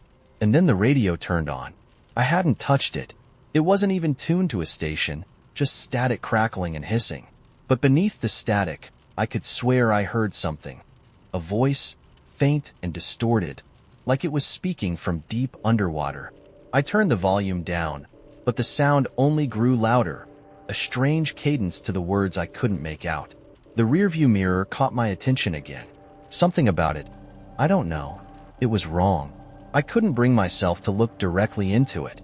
My eyes darted back to the road, but my hand twitched toward the mirror, a reflexive motion I couldn't fully control. My fingers brushed the edge. Then the radio went silent. For a moment, The car was utterly still, the kind of stillness that doesn't belong to the world, but to something else entirely. And then, from the back seat, I heard it. A breath. Long, deep. Right behind me. I don't remember much after that. The car swerved. I think I screamed. When I came to, I was sitting on the side of the road, the car idling, headlights pointed into a void of trees. I was alone. The note was on the dashboard, stark against the glass. Do not turn around. I haven't gone home since. I haven't stopped moving. The notes still find me, slipped under hotel doors, wedged in my glove box, once even folded inside a sandwich I bought at a gas station. I've tried burning them, shredding them, throwing them into rivers. They always come back. I don't know what's behind me. I've never turned around to look. I think that's the only reason I'm still here. For as long as I can remember, my grandmother's house had been my sanctuary. It was the place I ran to when the world felt too sharp. Her home had a smell, lavender and cinnamon, and a warmth that seeped into your bones. I hadn't been there in years, not since her funeral, but when I found myself untethered from everything familiar, I decided to return. The house greeted me like an old friend, its ivy-covered walls standing just as they had when I was a child. But the warmth I remembered didn't rush out to meet me. The air felt stale, heavy with disuse. Still, I told myself it was just the weight of memories. Inside, the rooms were the same but also not. A fine layer of dust coated everything, but there were subtle changes that my mind tripped over without fully understanding why. The grandfather clock in the hall, for instance, stood silent, its face cracked, a detail I couldn't recall. My grandmother's favorite chair, the one she always read in, seemed slightly smaller, as though the room itself had swallowed it a little. In the kitchen, the windows were coated in grime, filtering the sunlight into a muted, gray haze. On the table, an old photograph album sat open. The page showed a picture of me as a child, grinning at the camera with a popsicle in hand. My grandmother knelt beside me, her arm draped around my shoulders. I hadn't noticed it before, but there was something odd about the background. An indistinct figure far in the distance, standing beneath the oak tree at the edge of the yard. I stared at the photo for longer than I should have. The figure had no details, just a silhouette of someone standing perfectly still. As I leaned closer, the edges of it seemed to shimmer, like heat rising from asphalt. I closed the album. The first night in the house was restless. The sounds of the countryside, chirping crickets, the occasional hoot of an owl, should have been soothing, but I couldn't relax. There was a creak in the hallway around midnight, followed by what sounded like faint, deliberate footsteps. I told myself it was the house settling, but every instinct in me screamed otherwise. The next morning, I walked the property, trying to shake the unease. The oak tree loomed larger than I remembered, its branches twisting like arthritic fingers against the sky.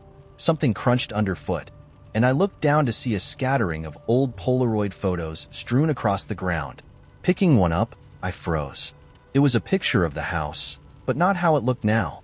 It was pristine, alive with color, the way it had been when my grandmother was still alive. In the photo, someone was standing in the upstairs window.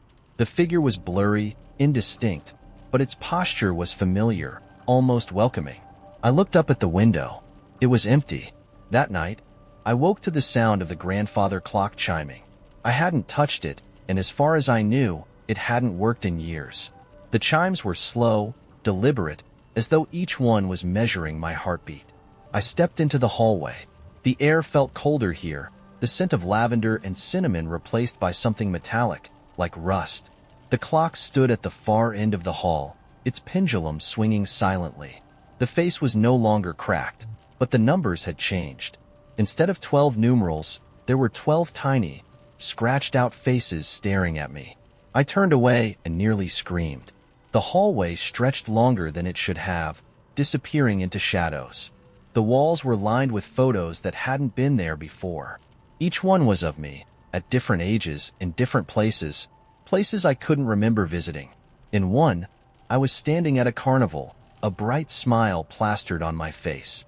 Behind me, the same indistinct figure from the photo album lingered, its outline vibrating slightly. In another, I was in a park, holding a balloon. The figure was closer this time, just a few feet behind me, its shape more defined. I backed into my room and slammed the door. By the third day, the house had begun to turn on me. The light switches no longer worked, leaving me in perpetual twilight. The windows showed views of places that weren't the yard. An endless forest, a snow-covered field, a dark expanse of water that rippled unnaturally. The photo album on the kitchen table wouldn't stay closed. Every time I passed it, a new page was open, revealing images I didn't recognize. One showed me sitting on my grandmother's lap, her face unnervingly blank, her features smoothed away like a worn eraser mark. Another showed me standing at the base of the oak tree, staring straight into the lens, though I couldn't remember who had taken the photo or why my face looked so pale. The final night, the house refused to let me leave. Every door led me back inside. The front door opened to the kitchen door to the living room. The windows wouldn't budge, and the glass felt warm to the touch, almost alive. The humming began just before midnight, a low, vibrating sound that seemed to come from the walls. It grew louder, drowning out my thoughts, filling my chest until I thought I might burst. I stumbled into the hallway, and that's when I saw it. The figure from the photographs was standing at the far end, just outside the range of the dim light. It was no longer a silhouette. It had a face now, though the features shifted like reflections on water. "Why are you here?" I whispered, though my voice felt swallowed by the hum. It tilted its head, as if considering my question. Then, slowly, it began to walk toward me. The floor groaned under its weight, though its feet didn't quite touch the ground. I backed away, but the walls seemed to narrow, pressing closer. When it reached me, it leaned in, its shifting face inches from mine. Its breath was cold, and it smelled of wet earth. "You were never supposed to leave," it said, its voice a chorus of whispers, each one familiar. And then, everything went dark. When I woke up, I was standing under the oak tree, the house a distant silhouette against the rising sun. The air smelled of lavender and cinnamon again, but it no longer comforted me. The house watches me now, no matter where I go. I see its windows reflected in puddles, its silhouette in the clouds. And at night, when I close my eyes, the humming finds me. I don't think it will ever let me go. I had been working remotely for a year when I decided to rent a house in a small town upstate for a change of scenery.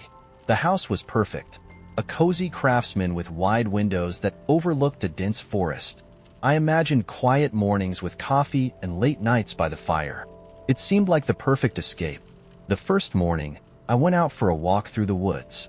The air smelled of damp earth and pine, the kind of scent that feels like an instant balm. I hadn't seen another person since I'd arrived, which was exactly what I wanted.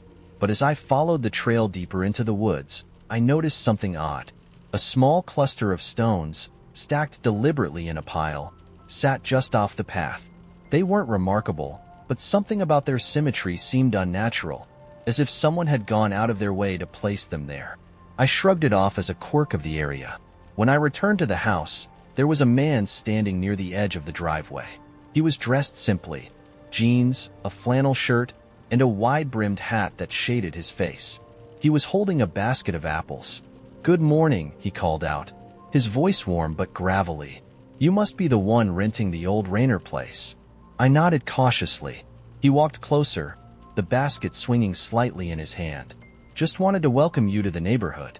I'm George. I live just down the road." He extended the basket toward me, the apples gleaming red and perfect. "Thought you might enjoy these." The gesture was kind, but his proximity made me uneasy. His eyes, pale and cold, lingered on me just a little too long. I thanked him and took the basket, hoping he'd leave quickly. He did, with a tip of his hat and a cheerful "see you around." The unease I'd felt faded as the day went on, and by evening, I'd nearly forgotten about it. But when I went to bed, I noticed something strange. The smell of apples was stronger than it should have been, almost overpowering. I checked the kitchen, thinking maybe I'd left the basket too close to the window, but when I opened it, the apples were gone. The basket was empty. I didn't sleep well that night. The next morning, I found another pile of stones, this time just outside my front door. They were arranged the same way as the ones I'd seen on the trail, carefully balanced. I stared at them for a long moment, the hair on my arms standing on end. Someone had been here while I slept. I spent the day inside, working by the window and keeping an eye on the driveway. By late afternoon, I was convinced I'd overreacted. Maybe George had left the stones as some kind of odd gesture. Maybe I'd imagined the apples disappearing. Small towns had their quirks, right? At dusk, I decided to take another walk, hoping the fresh air would clear my head. As I headed down the trail, I saw him again. George. He was crouched near a tree, his back to me. He seemed to be arranging something on the ground. I almost turned around, but then his head snapped up, as if he'd sensed me watching. He stood slowly, brushing dirt off his hands, and waved. "You're exploring more, I see," he said, smiling as I approached.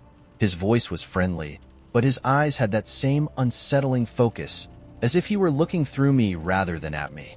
"Just getting to know the area," I replied, keeping my distance. "Good," he said, nodding. "Good to know where you are." The phrasing struck me as odd, but before I could respond, he gestured toward the ground where he'd been crouching. "Found something interesting," he said. "Want to see?" I hesitated but stepped closer. At first, I didn't understand what I was looking at. It was a shallow hole, lined with rocks and filled with objects. Feathers, bits of string, broken glass. And then I saw something that made my stomach turn. A small photo frame, face down in the dirt. My photo frame. I backed away quickly. "Where did you find that?" He shrugged. "These woods have a way of collecting things. Sometimes they give them back."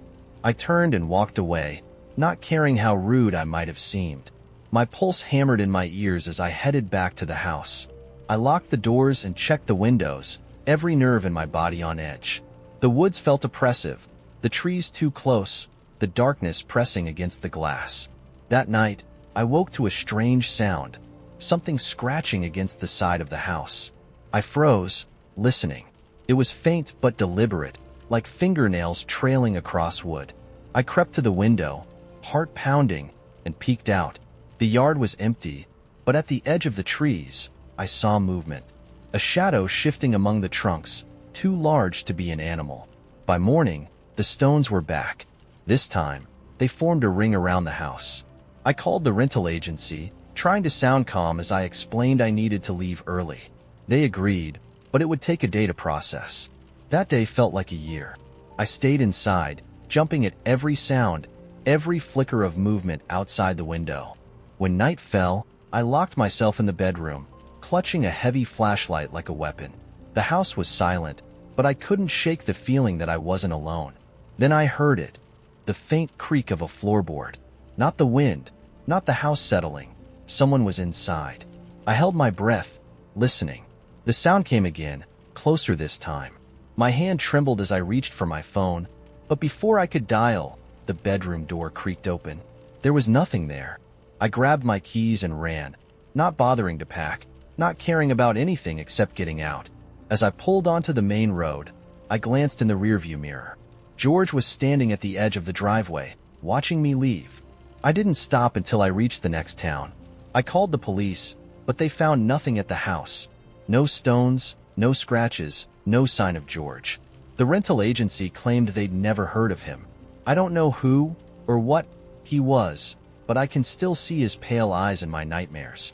If you ever visit a quiet town and a man offers you apples, don't take them. And whatever you do, don't stay. I didn't notice the strangeness at first. It wasn't something you could point to directly.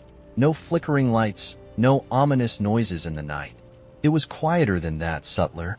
But the day I walked into Sam's Finds, I unknowingly opened a door I could never quite close again.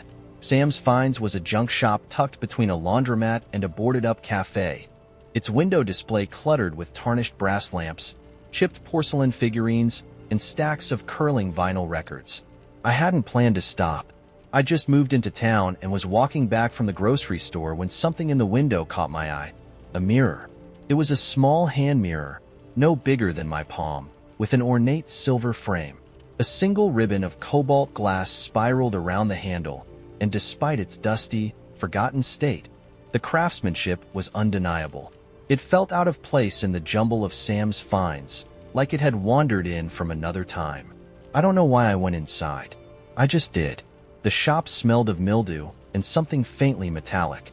A man behind the counter, presumably Sam, glanced up at me. He was small and wiry, with a face that looked like it had been carved out of driftwood. "It's not for sale," he said before I could speak. I frowned. "The mirror?" He nodded, his expression unreadable. "Why display it then?" Sam didn't answer, but as I turned to leave, he called after me. "If you're set on it, take it. No charge. But don't say I didn't warn you." The whole interaction felt like the setup to a bad urban legend, but curiosity got the better of me. I left with the mirror tucked into my bag, the handle cool and smooth against my palm. The first reflection. I didn't think much about the mirror that night. It sat on my dresser as I unpacked boxes, a faintly pretty trinket amid the clutter. When I finally picked it up again, it was to wipe off the layer of grime obscuring the glass. A quick swipe of a cloth, and I froze. The reflection wasn't mine. It wasn't like seeing a stranger exactly. The person staring back had my face, but something was off. Her eyes were darker, her expression sharper. She wasn't mimicking my movements either. Instead, she looked aware. I almost dropped the mirror. My mind scrambled for explanations. Distorted glass, exhaustion, anything to rationalize what I was seeing. But as I set it down, I could feel the weight of her gaze, like a faint pressure on my skin. That night, I dreamed of her. She stood at the edge of my bed, unmoving, her eyes hollow and endless. When I tried to scream, she leaned in and whispered, "You're in my way." I woke gasping, the darkness of my room oppressive. The mirror sat on the dresser, glinting faintly in the moonlight. The shifts. Things began to change after that. Small, almost imperceptible things at first. My reflection in the bathroom mirror would take an extra beat to catch up to me. My voice on recordings sounded like it was coming from someone else. My friends started acting differently too, throwing me strange, sidelong glances during conversations. "Are you okay?" my friend Maya asked over coffee one afternoon. "Of course," I said. She frowned, hesitating. "You've been off. Like you're not really there sometimes." Her words stayed with me long after she left.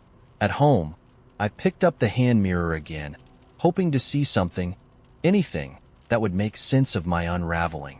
The woman in the glass was still there, watching. This time, she smiled. "Who are you?" I whispered. Her lips didn't move, but the words echoed in my mind. "You, just better." I slammed the mirror down, my heart pounding. The takeover. The days blurred after that. I felt like I was losing pieces of myself, small fragments slipping away when I wasn't looking. I'd wake up in places I didn't remember going to. People waved at me on the street, calling me by names I didn't recognize. Worse, I began finding unfamiliar things in my apartment. A scarf I'd never worn, a notebook filled with handwriting that wasn't mine. One night, I came home to find the mirror sitting on my kitchen counter. I hadn't touched it in days. The woman inside stared out, her expression no longer just aware but alive. I could feel her presence pressing against the glass, straining. "You're not real," I said aloud, though my voice trembled. She tilted her head, amused. "You're not either. Not anymore." The lights in the apartment flickered. I did the only thing I could think of. I grabbed the mirror and threw it against the wall. The glass shattered, shards scattering like stars across the floor. For a moment, I felt a rush of relief. It was over. Then, I looked at the largest shard, and my stomach dropped. Her face was still there, fractured but whole.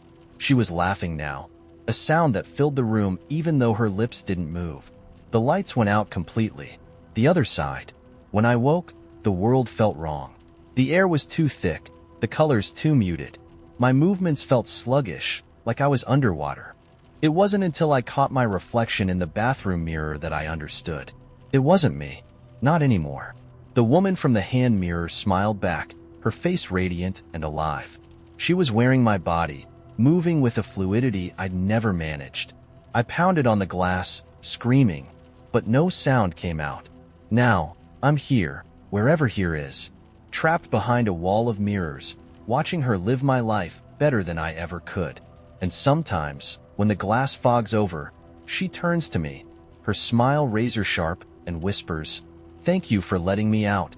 She never waits for my reply. The first thing I noticed was the tooth. It was sitting on the kitchen counter, just to the left of the coffee machine. Small, white, with a faintly jagged edge where it must have broken loose. For a few seconds, I stared at it, trying to make sense of it. It wasn't mine. I ran my tongue along my teeth just to be sure. They were all there, snugly in place. My mind jumped to rational explanations. A prank. Maybe a bit of debris from food? But it looked too clean, too whole. I held it up to the light, turning it between my fingers. A molar. Definitely human. Something about the smooth enamel gave me chills, and I couldn't bring myself to keep it. I wrapped it in a paper towel and threw it in the trash, convincing myself it was a fluke. A weird one, sure, but still just an isolated thing. By the next day, I'd mostly forgotten about it, until I found another one. This time, it was on my nightstand. I spotted it while reaching for my phone, my fingers brushing against its cold, hard surface. My stomach turned as I picked it up. It was identical to the first, though a little larger. I immediately checked my mouth again. My teeth were fine. The trash can in the kitchen still held yesterday's paper towel bundle, untouched. But now, there were two. I spent the day in a fog of unease, going over every possible explanation. Maybe someone had access to my apartment. Maybe it was some bizarre form of harassment. I thought about calling the landlord or the police, but what could I say? Someone's leaving teeth in my house? They'd think I was nuts. The third tooth appeared 2 days later, perched delicately on my laptop keyboard. By then, I'd started sleeping with the lights on and keeping the front door bolted at all times. I checked the locks obsessively, even jamming a chair under the handle like I'd seen in movies. But the teeth kept coming. A fourth, nestled inside my shoe. A fifth, balanced on the rim of the bathroom sink. They seemed to arrive whenever I wasn't looking, materializing in places I couldn't ignore. Each one was slightly different, some with faint stains, others chipped at the edges. I started keeping them in a small jar, unsure of what else to do with them. Throwing them out felt futile. They always came back. I stopped going to work after the sixth tooth. My boss called, concerned, but I couldn't bring myself to explain. How could I? I barely left my apartment, pacing the small space like a caged animal, jumping at every creak of the floorboards. I covered the mirrors, unable to shake the feeling that something might be watching me through the glass. The seventh tooth didn't arrive on its own. I was lying in bed, staring at the ceiling, when I heard the sound. A soft, wet plop, like something being dropped onto the carpet. My whole body tensed. Slowly, I turned my head. There, on the floor next to my bed, lay the tooth. Fresh. The faintest smear of blood glistened on its surface. That was when I realized I wasn't alone. There was a presence in the room, a weight in the air that pressed against my skin. I couldn't see it, but I could feel it. Just out of reach, just beyond the edge of the light. The hairs on my arms stood on end as a low, guttural sound filled the silence, like a deep, rumbling breath. I didn't move. I couldn't. The thing, whatever it was, seemed content to stay in the shadows, but I knew that could change. The tooth gleamed on the floor, a beacon in the dim light. Eventually, the presence faded, leaving the room cold and hollow. I sat up, trembling, and reached for the tooth. Its surface was still warm. After that night, they began to appear faster. By the 12th tooth, I could hardly keep track. The jar filled quickly, then another, then another. I stopped sleeping entirely, afraid of what I might see, or not see, if I let my guard down. One morning, I woke to find my own reflection grinning back at me from the bathroom mirror. My face, but wrong. The smile was too wide, too sharp, exposing rows of teeth that didn't belong. My hand flew to my mouth, but everything was as it should be. When I looked back at the mirror, the smile was gone. I tried to leave the apartment once. I packed a bag, grabbed my keys, and made it as far as the front door. But when I reached for the handle, my hand froze. Something inside me, some deep, primal instinct, screamed that leaving would be a mistake. So I stayed. The final tooth came yesterday.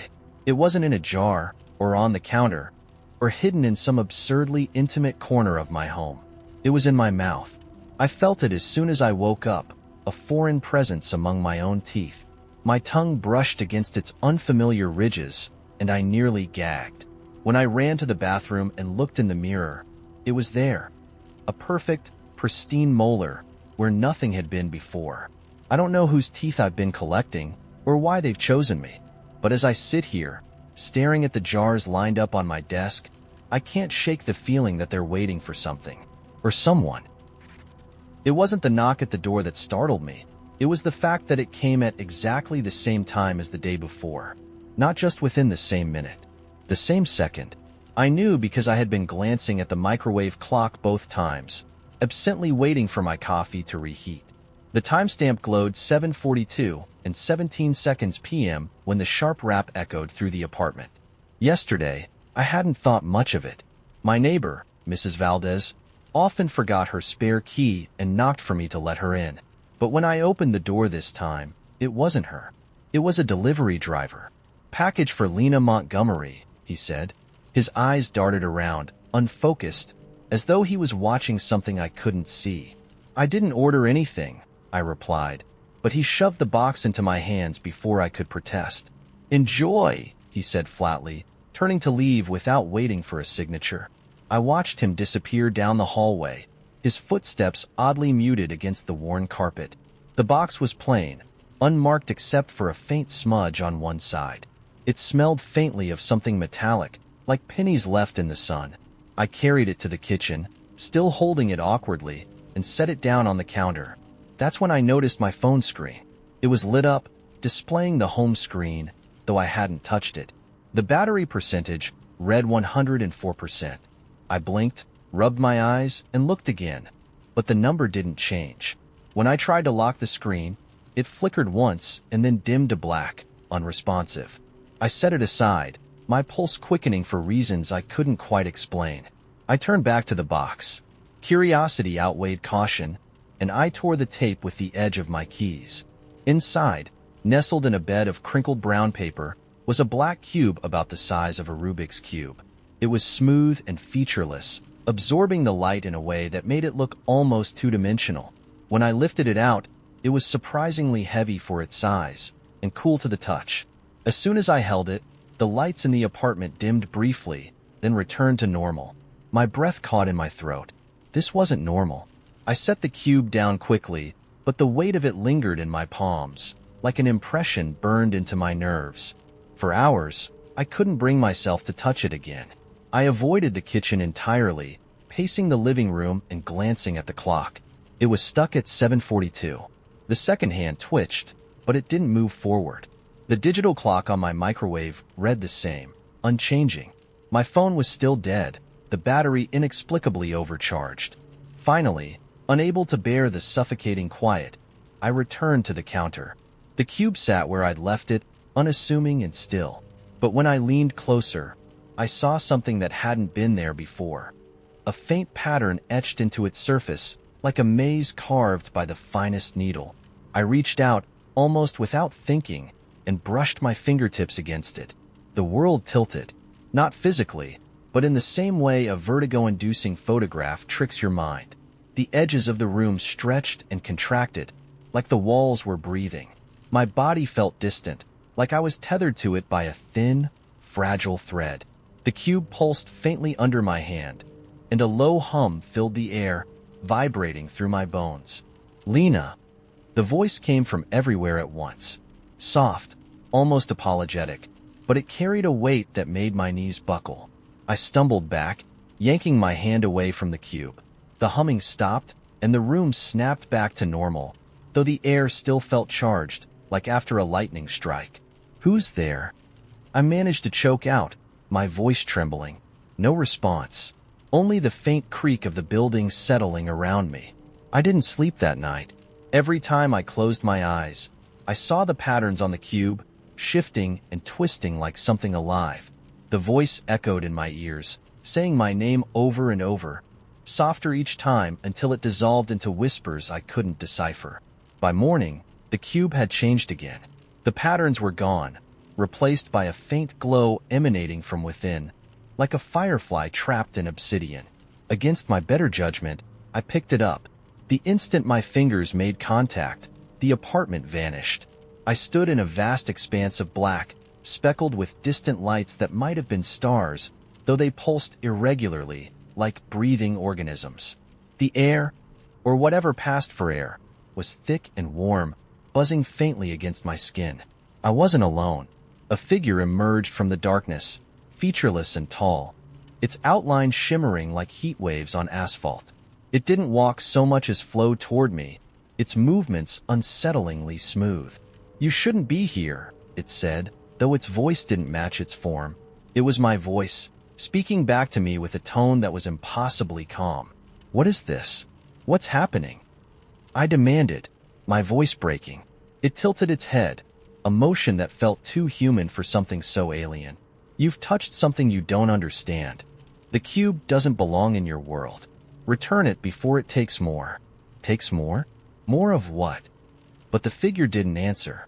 Instead, it raised a hand, or what I assumed was a hand, and the world snapped back into place.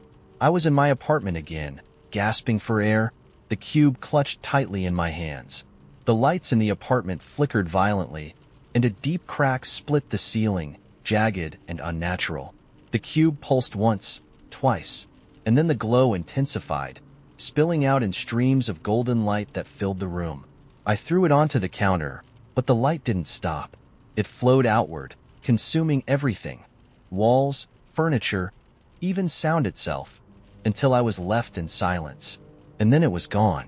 The apartment was back, pristine and untouched, as if nothing had happened. The clock on the microwave ticked forward. My phone buzzed with a notification. The cube was nowhere to be seen. I thought it was over until the knock came again. This time, when I opened the door, the delivery driver wasn't there. Only another package, unmarked, waiting for me. When I saw the ad for the house, I thought it was a mistake. 3 bedrooms, a finished basement, and a wraparound porch for less than half of what the market demanded in the area. The photos showed a clean, charming farmhouse just outside the city, perfect for someone like me, ready to escape the claustrophobia of downtown apartments.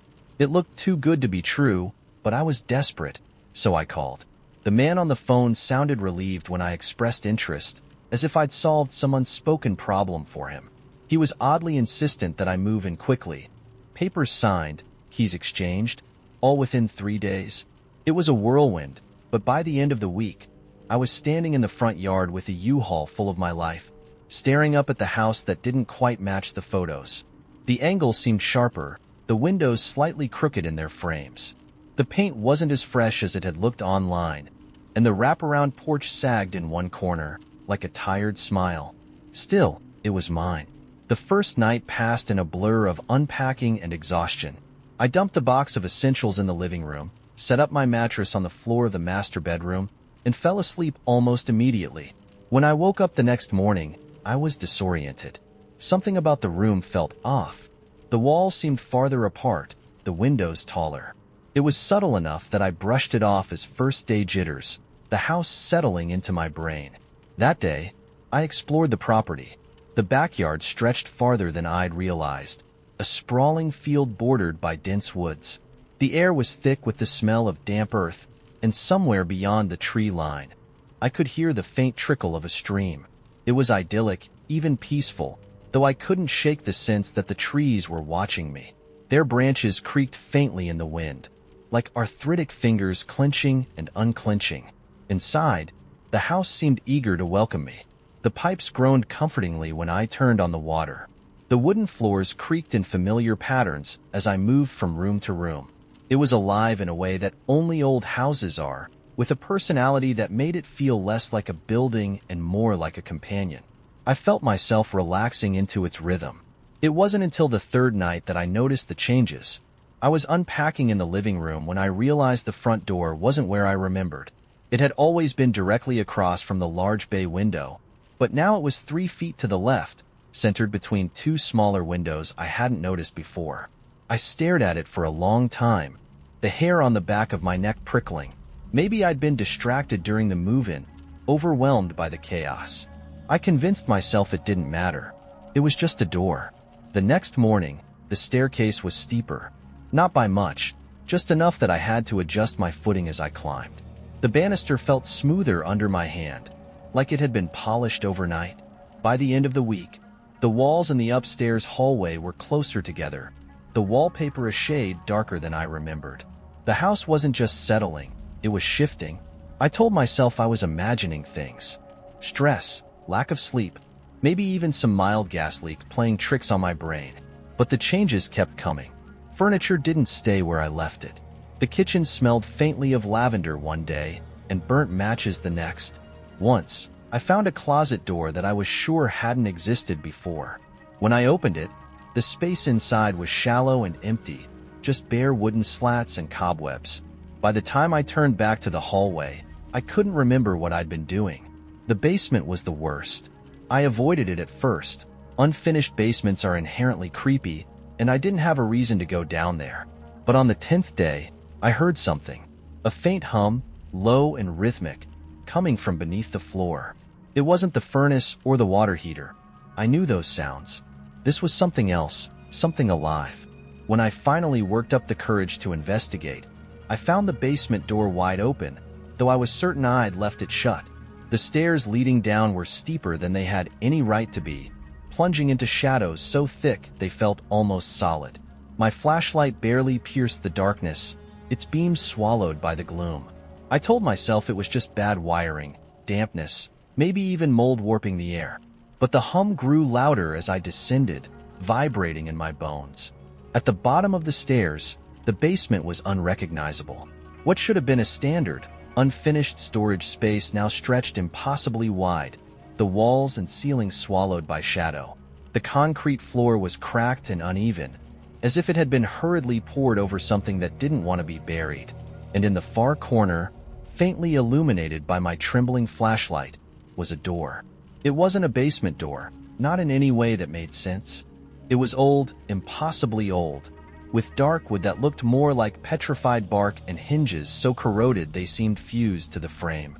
Carved into the surface were dozens of symbols, circles within circles, jagged lines, shapes that seemed to twist in on themselves as I stared. The hum was louder now, coming from behind the door, almost musical in its rhythm. I don't know how long I stood there. Minutes, hours. Time didn't feel real in that moment. All I knew was that the door wasn't meant to be opened, not by me or anyone else. But the hum burrowed into my skull, and before I knew what I was doing, my hand was on the doorknob. The moment I touched it, the house screamed. The walls trembled, the floor buckled, and the hum became a roar, filled with voices overlapping in a language I couldn't understand. I ran, stumbling up the stairs, through the twisting hallways that no longer matched my memory. The front door wasn't where it should have been, but I found it eventually, flinging myself into the night air. I stayed in a motel that night, unable to explain what had happened. When I returned the next day, the house was calm, its angle sharp and orderly again. But the door in the basement was gone. In its place was a smooth wall of concrete, unbroken and cold. I left the house 2 weeks later. But even now, in my new apartment miles away, I hear the hum sometimes. In the dead of night, when the world is quiet, it drifts through the walls, low and insistent, calling me back. The mornings in Belwick were never quiet. Even before the town woke, the wind stirred restless conversations among the reeds. The crows gossiped in broken cries, and the river sighed its secrets into the fog. Claudia had always thought this was the reason she stayed. The hum of the place, the way it always seemed alive even when she wasn't. But this morning was different. Something in the air had turned sour, like metal left too long in the rain. She could taste it on her tongue as she walked down to the dock. The boat was gone. At first, she thought it was a trick of the fog. Belwick's mornings were notorious for swallowing anything more than a few feet away, and her skiff wasn't much. A splintering wooden thing that leaned when it floated, patched more with hope than nails. But she knew where she had left it, tied up at the far end of the dock. Now the frayed rope dangled loose, its end curling like the tail of a cat. She squatted by the edge of the dock, running her finger along the rope. It wasn't frayed. It was cut. Cleanly, too. with something sharp enough to part the fibers in a single stroke. She looked out at the river, narrowing her eyes against the pale glow of the rising sun. It ran wide and slow here, an almost gentle thing, but she knew better. The Belwick River was patient, not kind. It could cradle you for miles or pull you under in seconds. If someone had taken her skiff, they were either desperate or stupid. She stood, brushing her hands against her jeans, and turned to head back up the hill. That was when she saw it, the bundle on the shore, half hidden in the reeds. Claudia hesitated. It wasn't uncommon for the river to spit things out, branches, bottles, once even an entire car door. But this was too deliberate. The bundle was wrapped tightly in what looked like oilcloth, dark and slick against the mud. It hadn't been there yesterday. She was sure of it. She approached slowly, the reeds brushing against her legs with dry whispers. Her boots sank into the wet earth, and she had to steady herself on the trunk of a willow before reaching the bundle. Up close, it was smaller than she'd thought, about the size of a suitcase. It smelled faintly of brine, like the river had claimed it first and only just let it go. Her fingers hovered over the edge of the cloth. She didn't want to open it, not really. But the cut rope lingered in her mind, a sharp edge of curiosity that wouldn't let her turn away. She unwrapped it. Inside was a jar. It was an old thing, made of thick glass that caught the morning light in fractured rainbows. The lid was sealed tightly with something black and sticky, and a faint, silvery liquid swirled inside like smoke trapped underwater. Claudia's stomach tightened. She reached out to touch the glass, and the instant her fingers made contact, the world shifted. It wasn't dramatic, not at first. The reeds still rustled, the river still sighed. But the air around her thickened, pressing against her skin like unseen hands. The jar grew warm beneath her touch, and the liquid inside began to move faster, spiraling toward the center as though pulled by some invisible force. And then, faint but unmistakable, came the sound of a voice. Claudia yanked her hand back, stumbling a step. The jar stilled instantly, the liquid settling into a quiet, silvery haze. She stared at it, her breath quick and shallow, waiting for something to happen. Nothing did. The jar sat in the mud, innocuous as a forgotten relic. The voice had sounded far away, distorted like a whisper carried across water. But it had been there. Claudia wasn't the type to imagine things. Not voices, not anything. She reached for the jar again, this time gripping it with both hands. The warmth returned, spreading through her palms, and the voice came again. It wasn't just one, she realized, but many, layered on top of each other, speaking all at once. The words didn't make sense, at least, not at first, but as she strained to listen, fragments emerged. Stolen. Was promised. Find it, or... The jar's light pulsed, faint and rhythmic, and Claudia had the unsettling sense that it was watching her, waiting for a response. She wanted to throw it back into the river, let the current carry it far from Belwick, far from her. But her hands wouldn't move.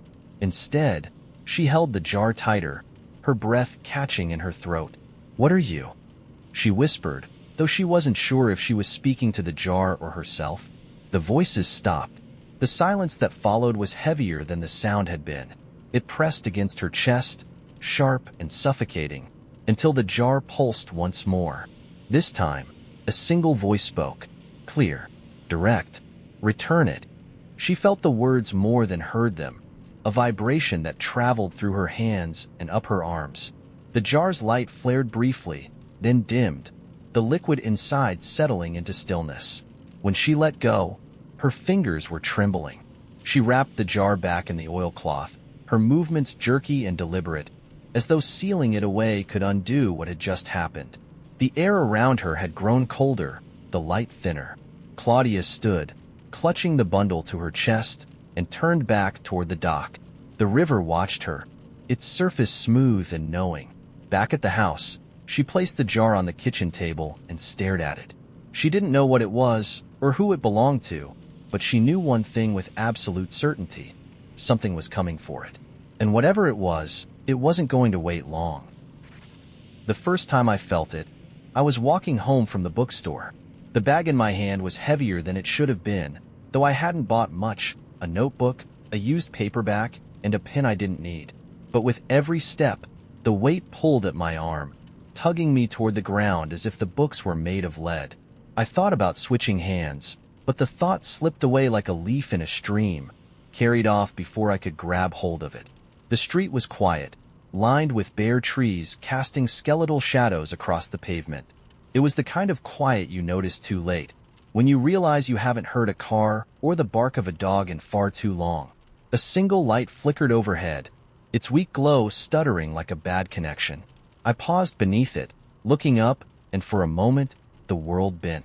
It wasn't the kind of bending you see in funhouse mirrors.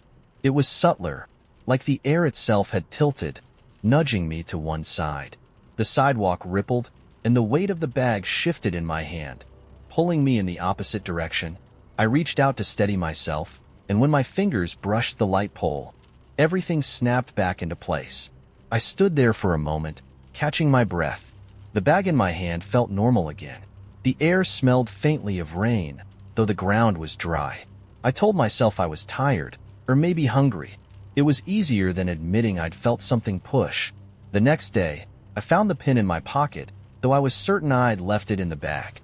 The notebook was on my desk, unopened, the corners of its pages faintly singed. I blamed my memory, stress, distractions. It wasn't until I opened the paperback that I realized something was wrong. The book was supposed to be a thriller, a murder mystery I'd picked up on impulse. But the first page wasn't about a murder, or even about a mystery. It was about me. Not me as a character, not some coincidence of names or settings, but me, down to the smallest detail. It described the weight of the bag, the way the light had flickered, the bend in the air. I slammed the book shut and shoved it into a drawer, heart pounding. That night, I dreamed of mirrors. Endless reflections stretching out in all directions, each one slightly off. In one, my hair was longer. In another, I was wearing a shirt I'd never owned. In the last, I wasn't there at all, just an empty frame where my reflection should have been. I woke up gasping, the taste of metal on my tongue. The book was on my bedside table, open to the middle. The words had changed. They were instructions now. Take the pen. Draw the door. Don't look back. I stared at the page, the letters swimming in and out of focus. The pen was in my hand before I realized I'd reached for it. My fingers moved as if they belonged to someone else, sketching a rectangle on the wall opposite my bed. I pressed harder than I meant to, the lines cutting deep into the paint until they met in a perfect frame. When I finished, the air inside the rectangle shimmered. It wasn't light or heat or anything I could name. It was a kind of absence, a hole where the wall should have been. My stomach twisted, but my hand moved again, drawing a small X in the center. The door opened. It didn't swing or slide or creak. One moment it was closed, and the next it wasn't.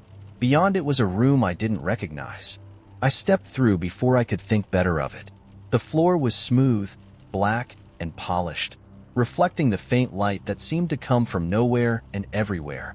Shelves lined the walls, filled with books that pulsed faintly, like breathing things. A desk sat in the center, its surface scattered with papers covered in handwriting that wasn't mine but felt like it could have been. On the desk was a photograph. It showed me sitting at the desk, holding the notebook I'd bought. My face was turned slightly away, but I recognized the curve of my shoulder, the angle of my jaw. Behind me, in the reflection of the polished floor, was the faint outline of a figure. I turned, but the room was empty. The books on the shelves began to hum, their spines vibrating in a low, resonant note that I could feel in my teeth. One by one, the titles shifted, letters rearranging themselves into words I didn't want to understand. You called it. IT never left. Stop reading. The last one was blank. I don't know how long I stayed in that room. Time felt different there, heavier and slower, as though each second dragged at my limbs. When I finally stepped back through the door, the rectangle on my wall was gone. The notebook was still on my desk, but the pages were blank now, the edges unburned.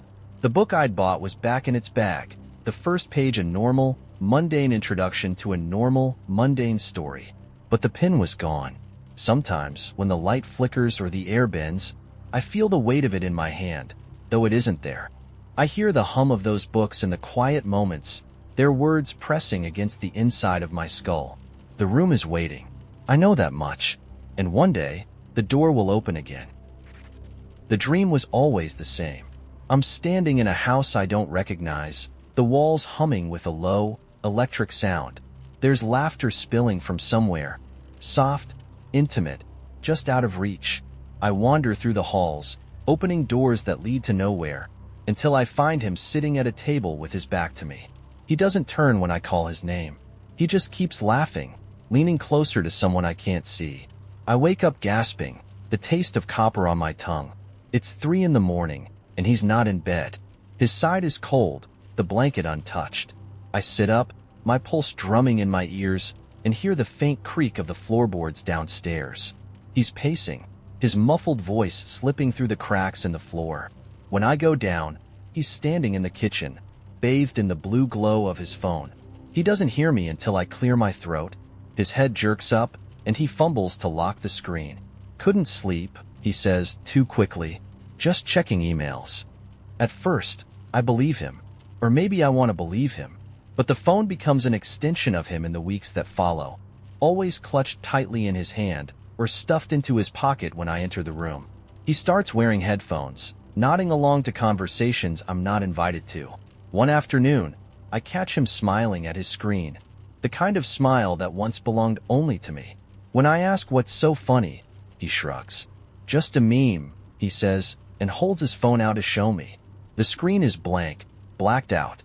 My stomach tightens, but I let it go. His late nights become routine, his excuses a playlist on repeat. Work deadlines, client calls, a friend who needs advice. I begin to feel like a tenant in my own home, someone who shares a space but not a life. Even the air between us feels charged, heavy with something I can't name. One night, I hear him in the shower. It's odd because he already showered after work, and he never takes 2.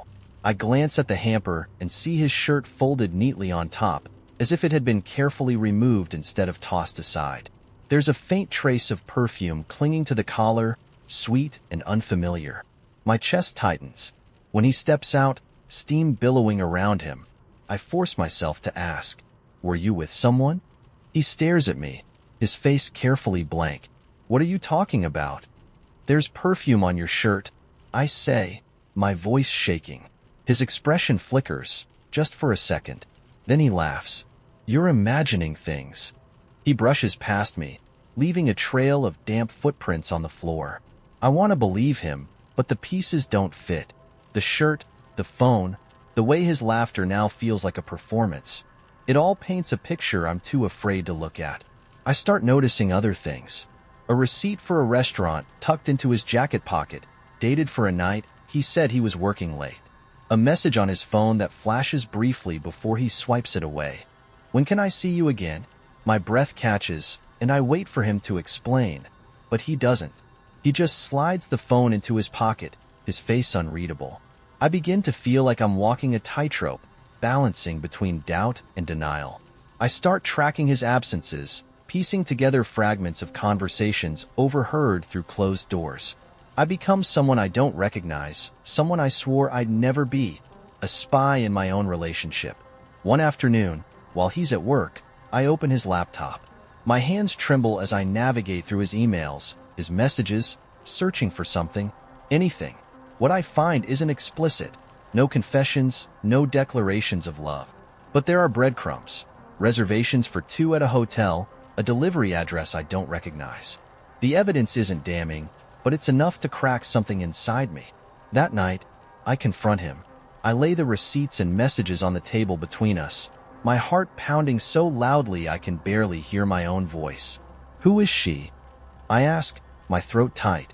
He doesn't deny it. He doesn't fight. He just stares at the table, his jaw clenched.